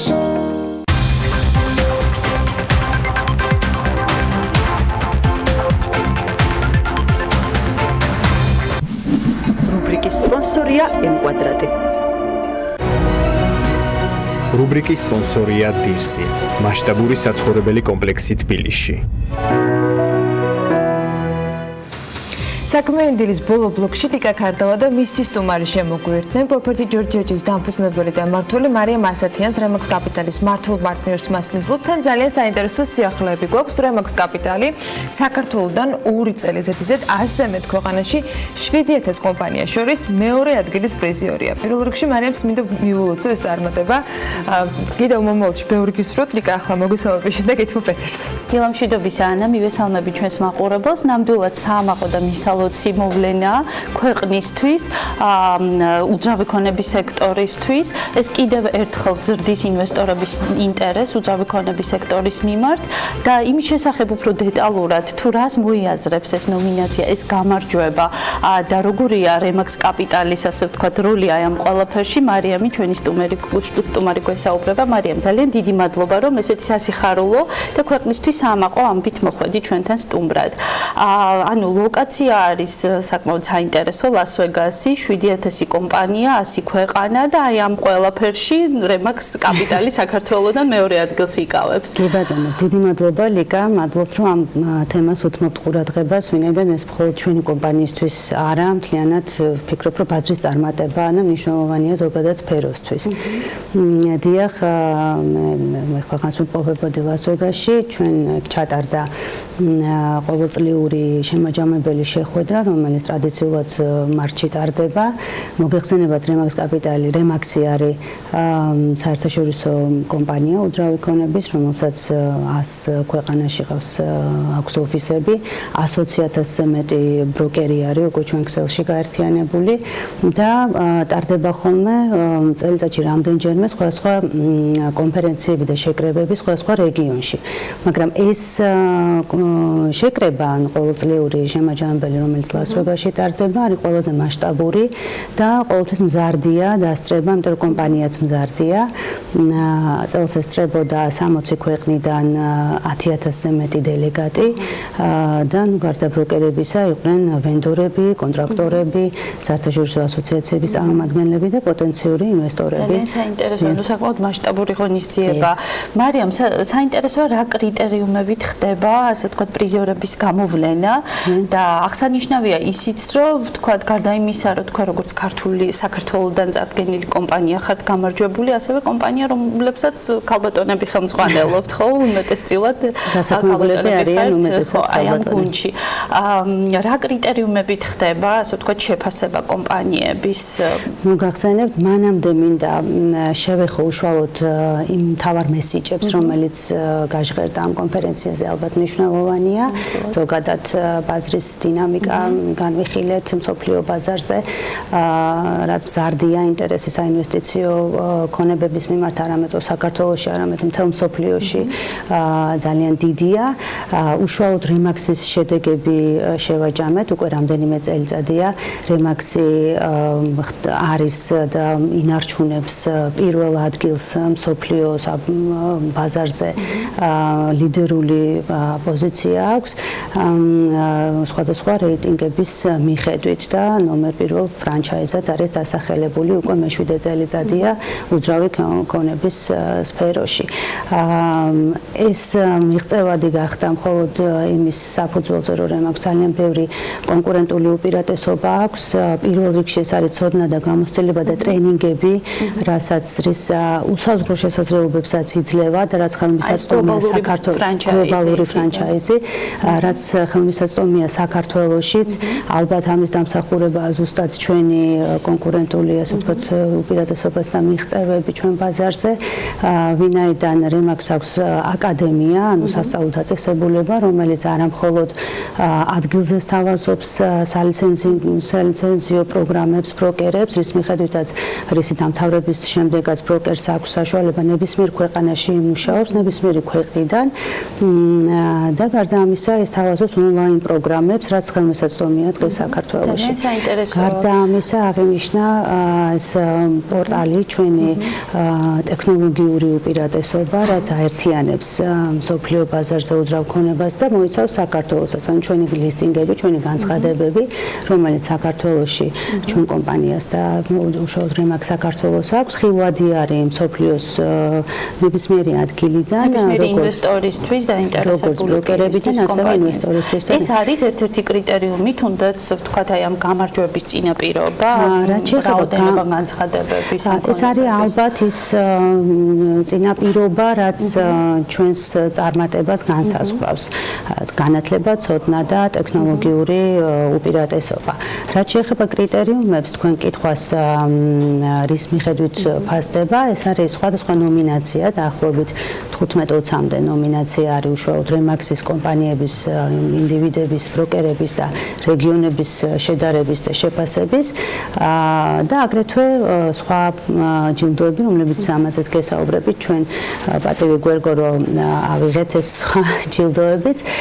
ეს არის უშუალოდ დაწესებული ძალიან რეიტინგული რეალტორთა კლუბების მიერ, უშუალოდ იმ ტრანზაქციების მოცულობების მიხედვით, რაც ინდივიდუალურ რეალურად ბროკერებს ჰქონდათ. რაც შეეხება ჩვენ რა ნომინაციაში გავიმარჯვეთ, ეს არის კომერციული გაყიდვების მიხედვით, ჩვენ გავხდით მეორე კომპანია ამ 7000 კომპანიას შორის. რასაკვირველია, აქ აუცილებლად ითვალისწინებენ ბაზრის მოცულობას, ანუ კრიტერიუმები შეწონილი კოეფიციენტებით დგება და ითვალისწინებენ თუ რა მოსახლეობა აქვს და რა გეოგრაფიული დაფარვა აქვს ამა თუ იმ ქვეყანას, სადაც კომპანია მუშაობს. ძალიან კარგი, მარიამ, ეს საკმაოდ საინტერესო კრიტერიუმია ვფიქრობ ქვეყნისთვისაც, ვინაიდან პირდაპირ მიმულია, ვთქვათ, ტრანზაქციების მოცულობაზე, ოდენობაზე და მაინტერესებს აი ამ ასე ვთქვათ, სტატუს კოს გათვალისწინებით თქვენ როგორ ხედავთ მომავალს? იმ ფონზე რომ სახეზე გვაქვს ვთქვათ, რეგულაციები, სამშენებლო რეგულაციები, ფინანსური სექტორის რეგულაციები, რომლებიც გავლენას ახდენს ვთქვათ, უძრავი ქონების ტრანზაქციებზე და მსყიდველობით უნარზე და ინვესტორების განწყობებზე, თქვენ როგორ პროგნოზს აკეთებთ, რომ გადმოვინაცვლოთ საქართველოში, როგორი მოლოდინები გაქვთ სექტორის მიმართ 2019 წელს? მოლოდინები პოზიტიურია და შეუძლებელია სხვანაირი იყოს ესეთი აღიარების შემდეგ, ასე ვთქვათ, მაგრამ ბუნებრივია რეალისტურადაც ვაფასებთ რამდენიმე გამოწვევის წინაშე დგას ახლა ჩვენი სფერო, ეს არის სამშენებლო რეგულაციები, ეს არის დაკრედიტების იპოთეკის საბანკო რეგულაციები და ეს უახლახანს ისევ აქტუალური თემა, ეს არის სასოფლო-სამეურნეო მიწების უცხოელებზე გასხვისების ახალი კანონი, რომელიც სამი ასე ვთქვათ ფაქტორია, რომელიც გარკვეულ სხვადასხვა სექტორებზე აუცილებლად მოახდენს გავლენას. თუმცა, რასაკვირველია, ბიზნესი ყოველთვის ცდილობს, რომ რაღაცნაირად გადაალახოს ეს გამოწვევები და შესაძლებელია საპასუხო ხმენ, ცალ-ცალკე უნდა მიმსჯელოთ ალბათ ამაზე, არ ვიცი თუ გვაქვს ამისი დრო და ფორმატი. ვფიქრობთ, რომ აი რაც შეეხება ამ საცხოვრებელ სეგმენტს, რასაც უფრო მეტად შეეხება სამშენებლო რეგულაციები და საბანკო რეგულაციები, დაძლევადია თუ ბიზნესი მოახერხებს რაღაც შეთავაზებების ან დეველოპერებს გულისხმობ შიდა განვადებების რაღაც მარკეტინგული პროექტების შეთავაზებას მომხმარებლისთვის და შეძლებს რომ დავძლიოთ ეს ერთობლივად. სხვა მხრივ რასაკვირველია მოსალოდნელია კლება, იმიტომ რომ ფინანსებზე წვდომა მოსახლეობის არის ნაკლები. კი ბატონო მარიამ, ხომ არ ფიქრობთ, რომ ვთქვათ, იგივე გზავადიანი განვადებების შეთავაზება დეველოპერების მხრიდან გარკვეულ რისკებს, ვთქვათ, საბანკო სექტორიდან გადაიტანს კერძო სექტორის მისამართით? სავარაუდოდ ასეც მოხდება, ადრე თუ ეს რისკები ინდივიდუალურად მომხმარებელზე იყო, ახლა ეს დეველოპერებზე იქნება და ეს მარტო დეველოპერებს არ ეხება, ვთქვათ, ჩვენ სფეროში კი უფრო მეტად ისინი არიან ასე ვთქვათ სუბიექტები, მაგრამ ეს სამოხმარებლო სესხებსაც ეხება და ეს არის საყოფაცხოვრებო ტექნიკის მაღაზიები და ასე შემდეგ. ანუ ბიზნეს სექტორზე არის რისკი, იმიტომ რომ ბიზნეს სექტორი არის იმ არჩევანის წინაშე, მათ უნდა შეუმცირდეთ გაყიდვები, თუ აიღონ თავის თავზე რისკი და ვთქვათ, თავად შესთავაზონ განვადებები. სწორედ ეს არის რამდენად მოხდება ბალანსი, ისე რომ ვთქვათ, საგრძნობლად არ შემცირდეს მოთხოვნა იმის გამო, რომ ადამიანებს სტომა არ ექნება, ვთქვათ, იპოთეკურ სესხებზე და რამდენად შექმნის ეს შემდეგ ჭარბ პროდუქციას ბაზარზე და ბუნებრივია ეს ფასად შეეხება.